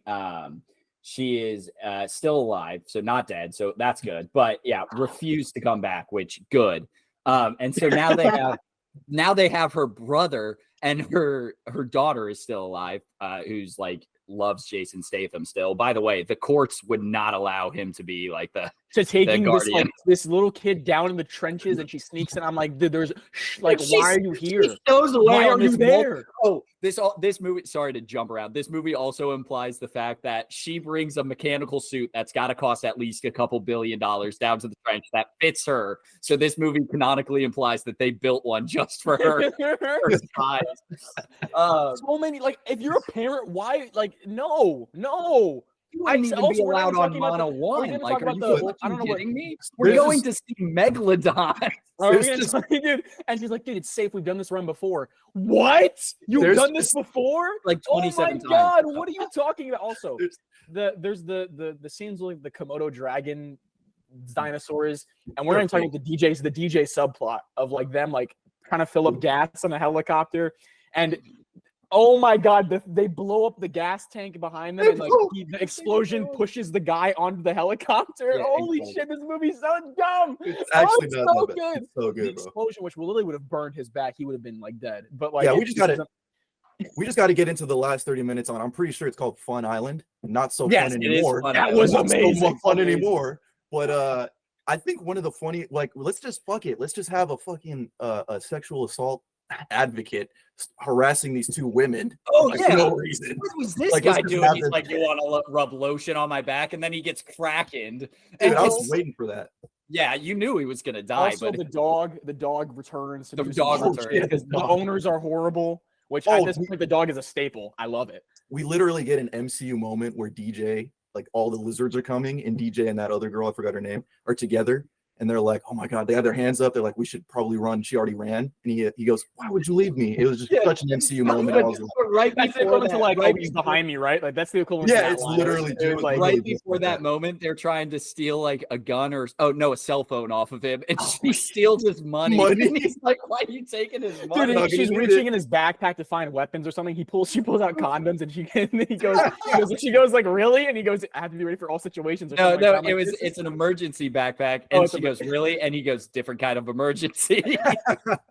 That's the DJ line. stole the That was show, good. in my opinion. that bro. was He good, man. did. That was good. He stole the So, show. two lines I vividly remember. At one moment when DJ and Max get caught, the guy says, "Put your hands up, assholes," and then there's like a 3-second pause, and then he goes, some other person goes, yeah, put them up. Oh, dude, that Like whole the scene. big dude, little dude guy. It was so funny. Is that when man. they're in that like garage or whatever? They're all like No, stuck up. that was before when they were still okay. on Mono 1 or That Mono whole And 5. they're like, scene- yeah, I'm distracting you, and they pull up and like the dinosaurs eat them. I'm like, Yeah, this is- that when whole they, scene when they felt spray like- the when they spray the pepper spray and then Max runs into it. He's like, I'm gonna spray the pepper spray and then shut the door and then you run out. And he sprays it and runs out into it. It's so fucking my stupid. But on a serious level, on a serious filmmaking level, there are some elite shots in this that will be going Oh, down in shark movie history. The chomp scene where it's like the POV of the inside of the shark consuming a bunch of people, that will be reused 110% in other shark movies of like the variety, or even just other monster movies. that was genuinely incredible. That was I need- genuinely like revolutionary stuff, and it's funny that it's in this fucking movie. I and it's need hilarious. someone.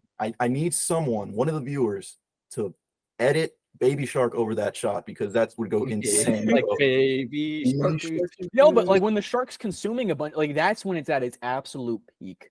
And it's- I guess it's- like, listen, I like dog water clearly because I like the abyss stuff, the underwater stuff, which is, you know, I'm one in a million I clearly. didn't for that. hate it. I just thought it But- was stupid. Because I think it's just because it was more horror, and like it's funny that this movie decided to go that route. But the third act, 100%, like you will, if you don't love that bullshit, I don't know what to tell you. The Kraken, we didn't even talk about the Kraken fully. Dude, That was there. There's a The fucking the Kraken. brother of the original Jonas's girlfriend, he kills the Kraken, right, with like a knife or something. I don't even know. I Like think it was like a bomb or he something. goes underwater to face the Kraken, even though like the thought process of going underwater to face a Kraken with nothing but like a weapon and like you is just beyond me, beyond Incredible. comprehension. Incredible.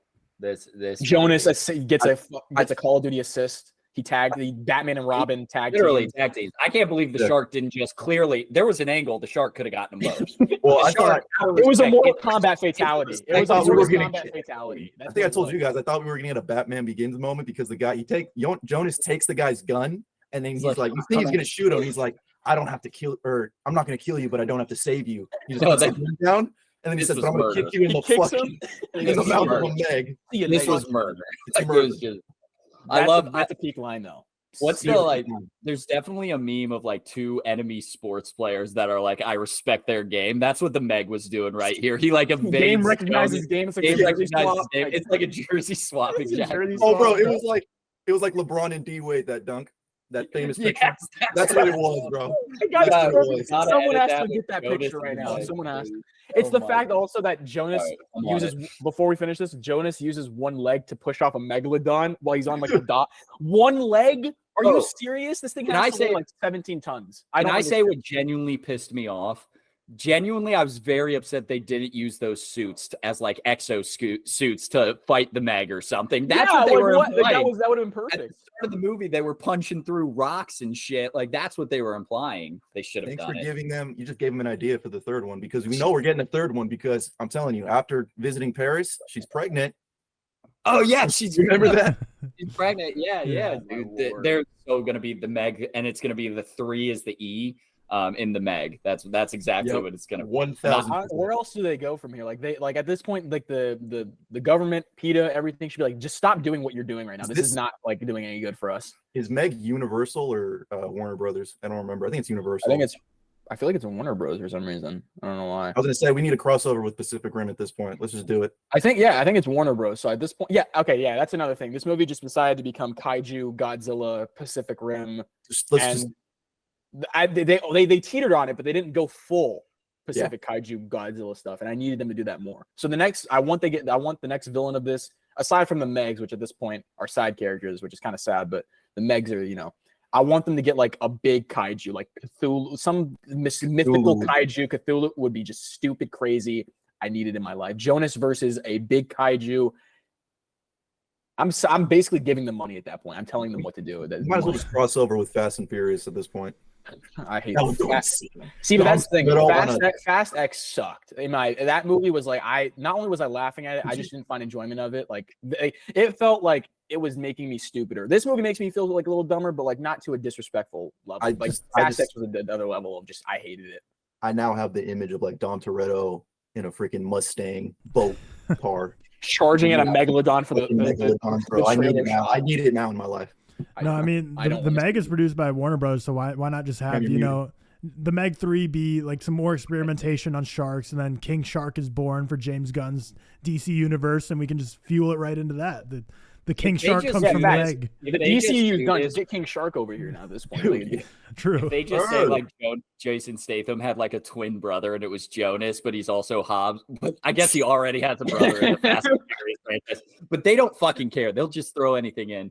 What I was saying earlier is the daughter was like, Dad and Mom used to talk about you all the time.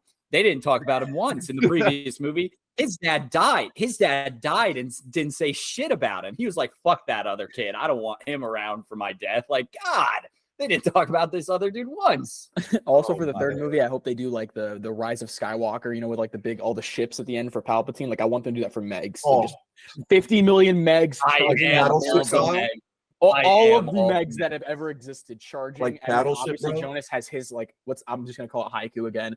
He has his haiku and he charges on the Meg. He has to charge on the Meg in the next movie. Like he has his own seat and he charges into battle against other Megs with that Meg. No, even better, he rides the Megs. He communicates with them. We go with like an earpiece with like Sonics, or something like Jurassic World Raptor style, baby. I'm in there.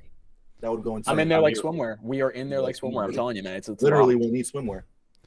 Oh man. Well, that wraps up our discussion on Meg 2. So Sammy gives it a 2.5, Alex gives it a 3, Cam gives it a 1.5, and I gave it a 1.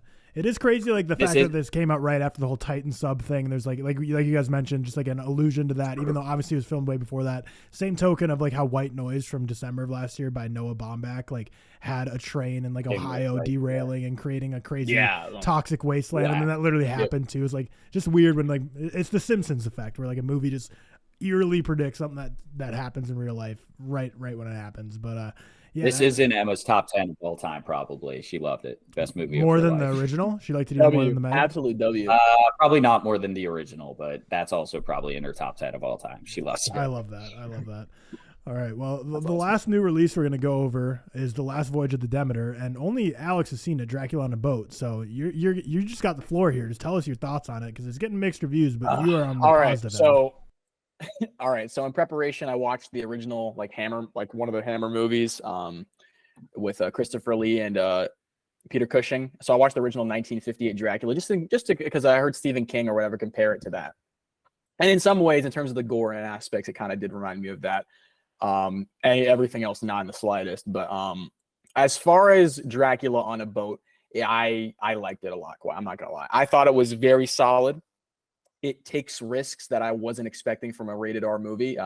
We'll probably go into that into spoilers after this, but there's a couple rules that you follow in movies that are unwritten involving certain types of characters in your movies of what to do with them. Fuck it. They just said, fuck it. We're going to do some crazy stuff. And I respected it because I was in shock at certain deaths in this movie. They gave also a lot of character depth that I wasn't expecting, especially the main character played by, I believe, Corey Hawkins is his name. He gets a lot of depth, especially with like, it takes place in like the 1800s. So there's some racial talks, some like social status talks that I wasn't expecting, especially with his character. I thought it was really, there was a nice little talk in that movie, which was like, I was not expecting this from Dracula on a boat, which was nice. The acting was all great. David Dastmalchian's in this. We all know he's in everything. And he gives a great performance.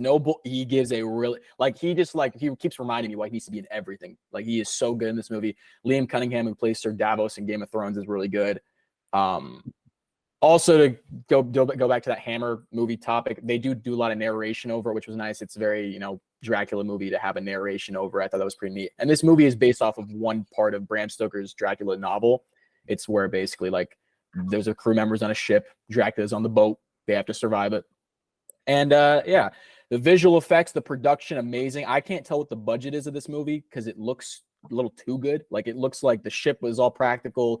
They have a lot of rain coming down, which looks like amazing. Like, the production and everything is just really well done. And I've noticed I haven't even talked about Dracula yet. So let's talk about Dracula, the main guy, the main point of this movie.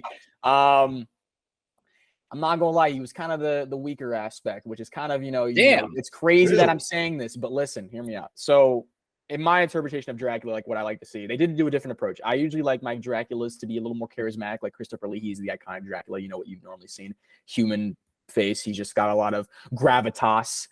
He also, they lean also into the earlier Dracula movies more in his sexual stuff of how he, attacks his victim. This movie, he's just a beast. He's no different than a xenomorph kind of thing. Like, he is just a primal force attacking these, I'm not gonna say innocent, but just crew members. And it's, if you like that, it's a different approach. And I thought it's something. I don't know. I felt that I fully. He's basically Man-Bat. He was basically Man-Bat, but at the same time, he wasn't too primal force where he's also sentient. So there is a scene where he's about to murder someone, and he smiles and says a one-liner, and I'm like, well, what? It's kind of weird, but I didn't mind it to a sense because I wanted to see more of that Dracula. But in this, he's basically he's just basically a primal force. The practical effects for this, the visual effects, the costume, stuff like that looks amazing for him. He's half CGI, half practical. The practical stuff looked a lot better, especially for the costume and the makeup, because he starts off as this kind of looks like a Wendigo from Until Dawn, if you ever played that. He's very skinny, he's very malnourished because he doesn't have blood in him or whatever. And then as we go on, as he's taking out more of the crew and sucking more of their blood, he basically powers up and then looks like a Man-Bat. How does he get on this boat, if I may ask? Not explained. Exactly. He's just there. There's a box, and on this box, they put him on. They take him from where, I forget where it is, but they take him. They're trying to take him to London, so he's just on this box naturally. I think he snuck aboard or something. I don't know. It's his coffin, but they don't really explain that. So I was like, why the hell is he here? Cool. I don't mind it. Gotta see Dracula do some stuff. The kills in this movie, some of them are brutal. Like I said before, I liked it. That's what you're here for. It's a rated R movie. They do some crazy stuff with certain characters. I'll get into spoilers, which was nice. The kills are decent. Some of them are kind of, but overall, Dracula on a boat. It's very generic, but there's a lot of different stuff that it takes from it's not just your generic or rated R. They definitely take a little more risk than I expected. More depth with certain characters, but the fact that Dracula is kind of the weakest point kind of stinks. They also end on not like a cliffhanger, but they end on they're trying to make a franchise out of this. They're trying to make everything's franchised. Everything is and so it ends, and the ending of it, he kind of looks like, I guess it's teetering towards spoilers, but he looks like Nosferatu. So I don't know if it's gonna tie into Robert Eggers. Yeah, that's what I'm thinking. Maybe they're trying to tie it in, but I'm just okay. This is the whole Life is a prequel to Venom thing. Everything is a prequel. So I'm assuming this ties into one of the older iterations, because at the end he literally. So I don't know if the main character becomes Van Helsing or not. They don't really explicitly say because the character is a different character, but Corey, the guy who played Corey Hawkins played. I forget his name. Sorry about that. But they end with him in a bar and he's writing his notes and he's like, I'm gonna find this thing, blah blah blah. So I'm assuming he becomes the new Van Helsing or something. I don't know. And as he's talking, a big breeze goes by, and obviously it's hinting that Dracula's still alive because he doesn't know, because they ended up in London, which is where the original Dracula Hammer movie takes place. So I don't know if that's where they're And they end, and he looks out, and they show a shot of Dracula, and he's wearing a top hat and a cloak, and he looks more human. He looks like Nosferatu. I'm like, damn, they're really they're trying to franchise this shit. And I'm like, okay, fine. Better or worse tease than the end of Transformers: Rise of the Beast. Oh, that's it. With the GI that honestly, if I kinda speak, prefer this one. If I speak, I'm in big trouble. But I could low key prefer this because it's Dracula. But overall, I definitely would recommend. Solid. Nothing too crazy, but it definitely deserves a little more praise than I would have initially gave it, because they didn't really advertise this movie. I saw it like 3 weeks ago or 4 weeks ago in a trailer for like seeing another movie, and I was like, this is going to be my new personality from now on. So then I was fully geared toward it. I was fully locked in, and I enjoyed it. It was a good time. How scary was it? Because isn't it a horror movie, or is it? Yeah, it's definitely, it's actually, listen, the face of the effects that they use for Dracula in his initial face when he like before he gets like all the blood in him is horrifying. He, like I said, he looks like, if you don't know what this looks like, a Wendigo from Until Dawn, he looks terrifying. And he's like all malnourished and skinny, and like they have him in the shadows. There's some really good horror in this. Like it's actually like very well done. Like I said, the production, the shots, it's very well done, especially when he's in the shadows and then he like takes out people secretly. Very well done. It's definitely I definitely think it's not too scary, but I think there's some moments where I'm like, oh Jesus. What would you say are like some movies that inspired it? Because I saw on Twitter someone. Well, first of all, I think one of the most obvious ones is that jump scare that looks exactly like it was ripped from The Descent. I saw that. yeah. Look, I saw that screen grab on Twitter, and I was like, this is just the Descent on a boat. But it's definitely like I heard Alien on a boat before. I don't know if you've seen the movie. What you said with The Descent is accurate, and then it's definitely like you can take there's a lot of inspiration from the earlier like Hammer movies, the Bram Stoker Dracula stuff, and then Alien 110%. The primal force aspect of like this alien Dracula bat thing just attacking a crew member on a small, which also kind of weird to me because the ship is very big. They can't find Dracula on this boat, but at the same time, it's a very confined small space, which is it's interesting because like there's only so many like places you could hide on this boat, but like at the same time, the boat's huge and they can't find him. So it's kind of weird in that aspect, but yeah, it definitely takes a lot of inspiration from Alien in that aspect. There was a tweet I saw from, I can't remember who, but they likened it to, I don't know if you've seen the movie Dog Soldiers, but it's like this, it's a very like niche movie that I saw on Sci-Fi, the Sci-Fi network, like all-time network, by the way. Peak network. At 2 a.m. when I was like, I couldn't fall asleep. And it's actually a really interesting movie. It's low budget. I believe it's a German film that takes place, well, it's a German produced film, but it's about World War II German soldiers who like they get, I don't know, like they're trying to hide out in this house during World War II, but like one of the people that lives in there ends up being like a werewolf. So it's like this whole similar thing where instead of a boat, they're in a house trying to like not get killed by this werewolf. And it's pretty cool because like the werewolf itself is like practical. And I don't know if you've seen that movie, Alex, but I think you'd like it. I'm already if sold. Anything like that? If it's anything like that, I'm in. I'm solid. I'm definitely there. Love it. I will not be watching that movie. Too spooky. It's not. Well, I mean, yeah. There's some very like. I guess we'll go into spoilers. I guess we'll teeter into that. But they kill a dog immediately, and I was like, boo that. Listen, you know what I was talking about? I said this in my review, but I was like, there's certain rules you don't do, especially like people like you don't touch animals in movies. They did that immediately. So the dog on the boat gets got by Dracula, like, and they show a practical effect dog, like where it's like the face is half ripped off. And I was like, holy shit, like chill out. That's disgusting. And first of all, it's a dog, so I would cry. They don't show the kill, but the dog's like barking at Dracula on this like in this like dark part of the boat. And then you see like the wings and everything. You see him come up, and then the dog like starts going, and then it's like you just hear sound effects. And then also they kill a kid in this movie. Oh, really? So that's when I said it took risks that I was not expecting. They kill, I think the kid's like 12 in the movie. Also boo, but I care. Might have been honestly younger, but like I was literally. So there's a scene where they're trapped in this room. The kid's hiding, right? Dracula gets into this room, and I'm like, they're gonna have them break through the door, right? There's just no way. So the kid's initially hiding from this. So let me wind this back again. So Dracula gets this one guy. Dracula's now possessing this one guy, and he's attacking the little kid. The kid's locked himself in this room. The guy that's possessed is trying to break in the room, and it's very disgusting visual effects. Like the guy's banging his head on the door. If you've seen Talk to Me, you'll get a little traumatized from that. Banging his head on the door, he breaks through. There's wood that's like broken through the door. Obviously, when you break a door, wood chipping, and he puts his eye through it, like part of the wood. It's disgusting. And the kid's like panicking. Obviously, they're trying to get to him because they finally hear him on the boat, and then they finally stop the possessed guy. But Dracula gets into the room. And I'm like, they're going to break through this door, right? There's no way they're going to kill a kid. They show the kid, the Dracula picks him up and then bites his neck and sucks blood. Like, it's crazy. I was like, there's no way they're showing this. And then, yeah, I thought that the kid was going to become a vampire because, that's like vampire rule logic. No, he just straight up dies. So there's a part where they're putting him out to sea, and Sir Davos, I think might have been his father, might not have been. That's a part where I'm kind of foggy. He's like, he sees him moving right under this like cloak as they're about to put him in the water. It's becoming daylight. He lifts up the cloak. The kid's now possessed a demon, tries to choke him out, and because the sun lights out, it burns him. Like, he just starts he catches on fire, and the kid like burns up, turns into ash, and then falls in the water. I'm like, this is like, man, this is not what I was expecting from a Dracula on a boat. But yeah, all the crew gets murked out basically, insane. Besides the main character, even the girl that's on the boat, who's basically like Lady Dracula, the guy that Dracula's been keeping around to just suck her blood and be like his like spouse. So that's there. But yeah, there's a lot of moments like that where I was kind of in shock. Like I said before, the characters get a lot more depth than I was expecting, especially there's some good moments, especially like when the crew is losing their minds, that part like in like movies like this where like all the crew is like just fucking gone. Their heads lost because like their people are dropping like flies. There were some good acting moments there. But as far as other spoilers, let me think. There's nothing much that I haven't already told you that you probably want to see. Like, it's good Dracula murdering some stuff on a boat. Won't be the best way to describe it. Not for me.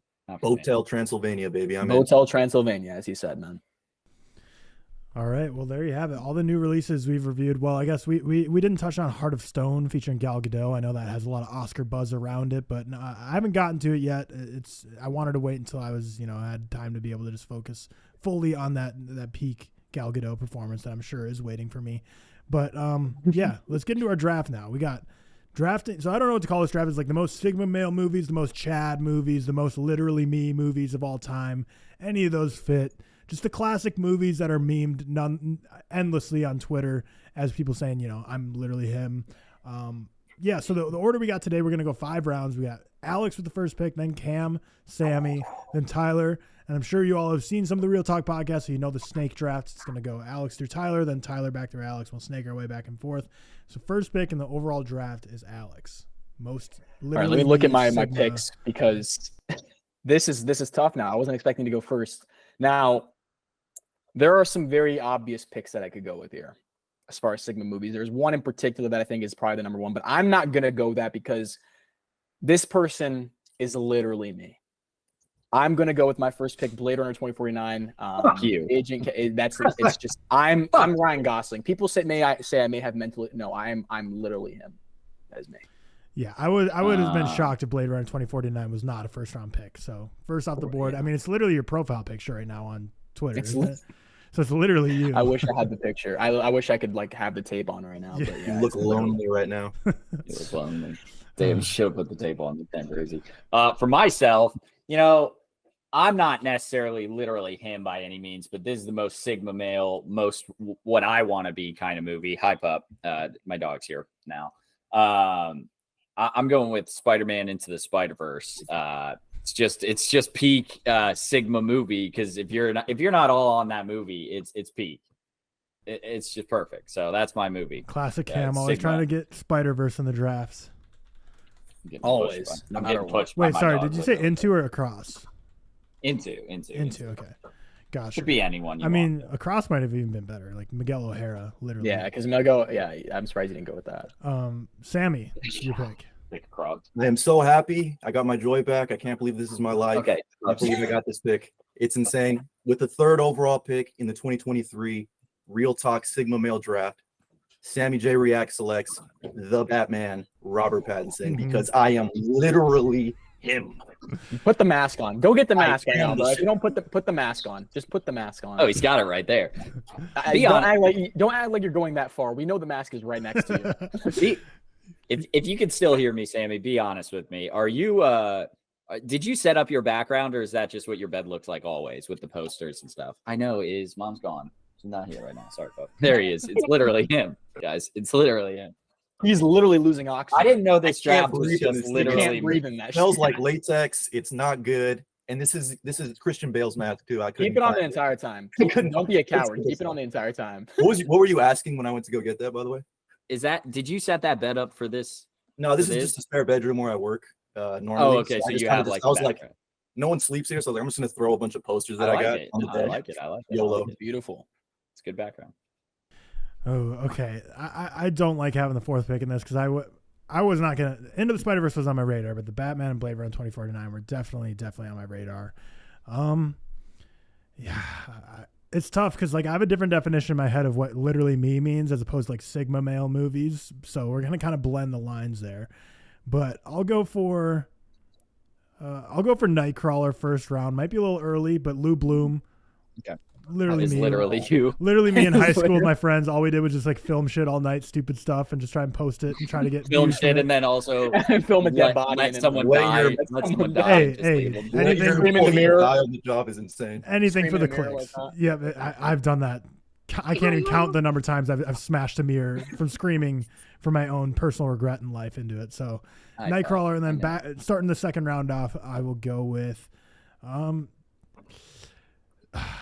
let's see. So I'll get Ryan Gosling on my board as well. I'll go Drive.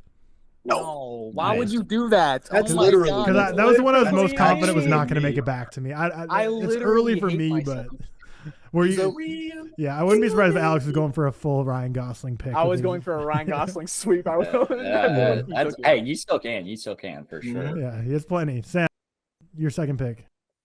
Oh, yes. Okay, I think I'm going to try to play the political game here and go with something fresh and new. I'm going to go with Robert J. Oppenheimer in Oppenheimer. Nice. That wasn't even on my Nice. board, but that's a great. Why pick. would you want to be literally him? I'm deaf. Such a- I'm deaf. Destroyer of He worlds. bangs Florence Pugh. That's valid. Like, what are we talking about? and like Sure, lots of other sure. married women as well. Facts. Like he's literally kind of all He of us is in a sense. literally all of of us. this. All right, Ugh. give me a sec. It's such an insufferable Give me- draft for people who are like I not, can't not believe funny. he took No, this- Drive. People who I don't was think this not stuff's kind of expecting- funny. Yeah. I was really hoping Tyler would let me get Drive. I was really hoping I Alright. could get that around. Oh You know, God, I thought I was going to get it. sorry. You got it. Hello, Cam. Can you hear that? No, Can you hear that or no? it's the same Cam, issue. Cam, with- you know what? Damn Cam's it. got to take the Mandalorian, bro. We already know what he's about. Failure to launch. Oh, is that Is it that there you're or trying not? to do the ESPN draft sound? Is that what you're trying Yeah, to do? yeah, it's yeah. the Bum, NFL's bum, draft. bum, Not wait, working. yeah. Yeah. Because in all right. Ba da ba fine, fine. bum, ba da bum bum bum. There Yeah, I you was go. trying. It was something. So I didn't pick people or like specific people that were literally me, but literally me and the boys killing Nazis. I'm taking Inglorious Bastards for my second pick. That's a sleeper pick. I wasn't thinking that. Literally me and the boys. Which one's literally Nazis you? bad. Definitely Aldo Rain. I speak, or actually, I'm whoever speaks the third amount of Italian. I don't speak any Italian at all. That's what I said. Nah, the Cam third is most. literally Hans Landa, bro. Literally. Boo, Boo. boo. But Great. that's the best. That's the best comedy in a Quentin Tarantino movie is when he's like, "You speak the third most Italian." I don't speak any Italian. That's what I said. The third most. Alex, you get back-to-back picks here. Oh shoot. Well, this first one, now that I have back to back, is really clear to me. You know, when you're a business major at this kind of age, you obviously think of one movie.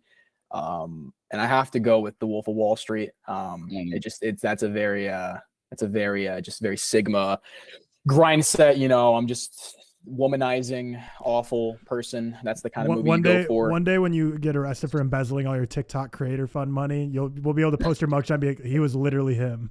The He whole was time he's literally literally him. Plus, If you get down for embezzlement, we have to post that. By the way, even if you're Plus- down so bad, we have to. plus Margot Robbie. Sorry, I just had to do that. Come on, man. This is Consuming Generational performance at 22, man. That shit was like basically playoff Game 6 LeBron. And for my second pick, a lot of choices still left on the board. This is the worst draft ever. I need to go be with my wife. There's a I'm so lot. sad There's right a lot. now. There's a lot of awful people that that just I think I should choose.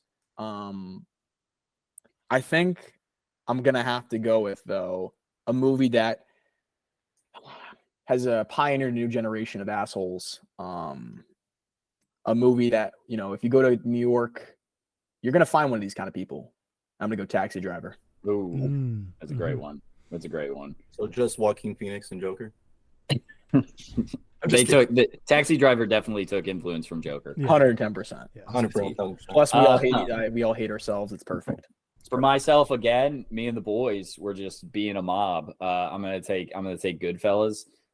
They're literally me. It's about as Sigma as it gets, getting in the mob and stealing money, I guess, and worse. But Goodfellas, my third pick. Sammy. There's one literally me movie hasn't been picked yet. That's kind of crazy. I don't think anyone. I think I know what you're talking about. Yeah. I don't think I'm going to take that person. I'm not.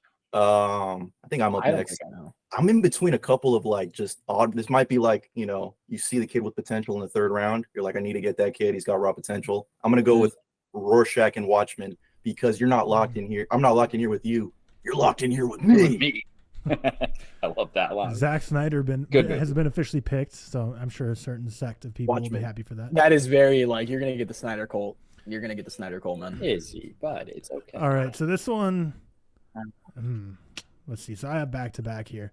This one is not currently literally me, but it would be literally me if anyone killed my dog, and that's John Wick. That I don't think he did enough, honestly, to avenge his dog. He should have killed more people as a result. Yeah, true. And then the next one is not literally me, but he's done some bad things, but he's a true member of the Sigma Army, and no one can deny that. Patrick Bateman in American Psycho is there. It is. That's what I was. That's like. Oh my god! Honestly, those two, I think just one Tyler the Draft. Not gonna lie.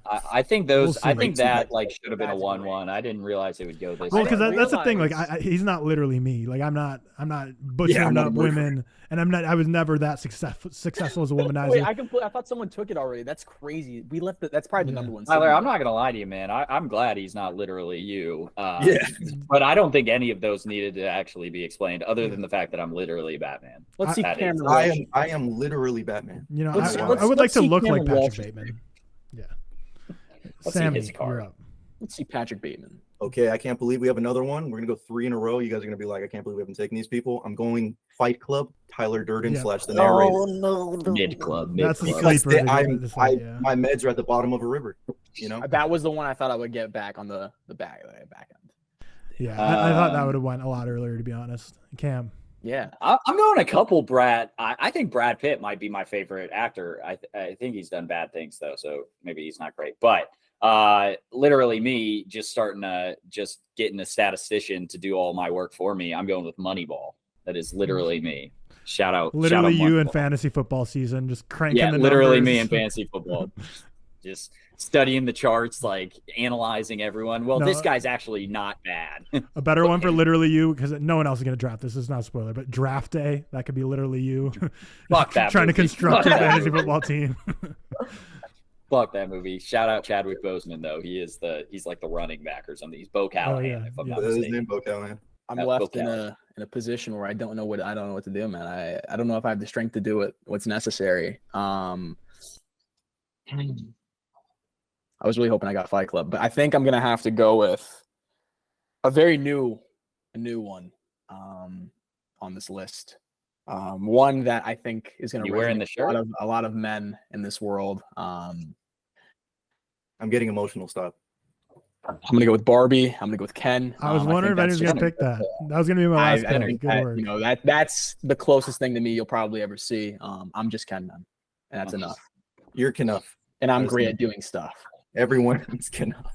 Everyone here is Kenough. You do have one more, if I'm not mistaken. Yep. You get two. I have another one. This is your last pick of the draft. Your last. Oh pick. No! You know what's crazy? This might lose me picks. Picks. But I have to do it at this point because I think if I don't commit to this bit, I'm a fool. I'm gonna go with one of the great protagonists in action film history. Oh my god! A man who's done it all. Presidential medal. He saved the world. I'm gonna go Shia LaBeouf and Transformers: Dark of the Moon. He takes that medal and he like points it at the girl. What's her name? And he picks up Carly with that. Someone hit. I don't know who it was, Alex or Cam. Someone hit me with that wow when his car gets totaled. Wow! No way! Like, dude, it's so amazing. Also, he literally can't get a job after saving this. That's after saving everyone, and everyone knows it too because he has a professional Medal of Honor, but he can't get a job. Cam, can you pick up your coffee mug real quick? What? Oh, actually, that fits. Never mind. I was gonna do the joke. About it. It's actually white. That's pretty Oh, good. here we go. The green one is, what does he say? It is a visceral. It is a visual, therefore a visceral mistake. Deep wang. I know that movie too well. It's encoded in my brain, and I still hate it. It's honestly a 5-star. I don't know.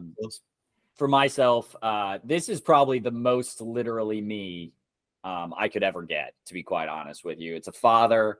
It's depressed.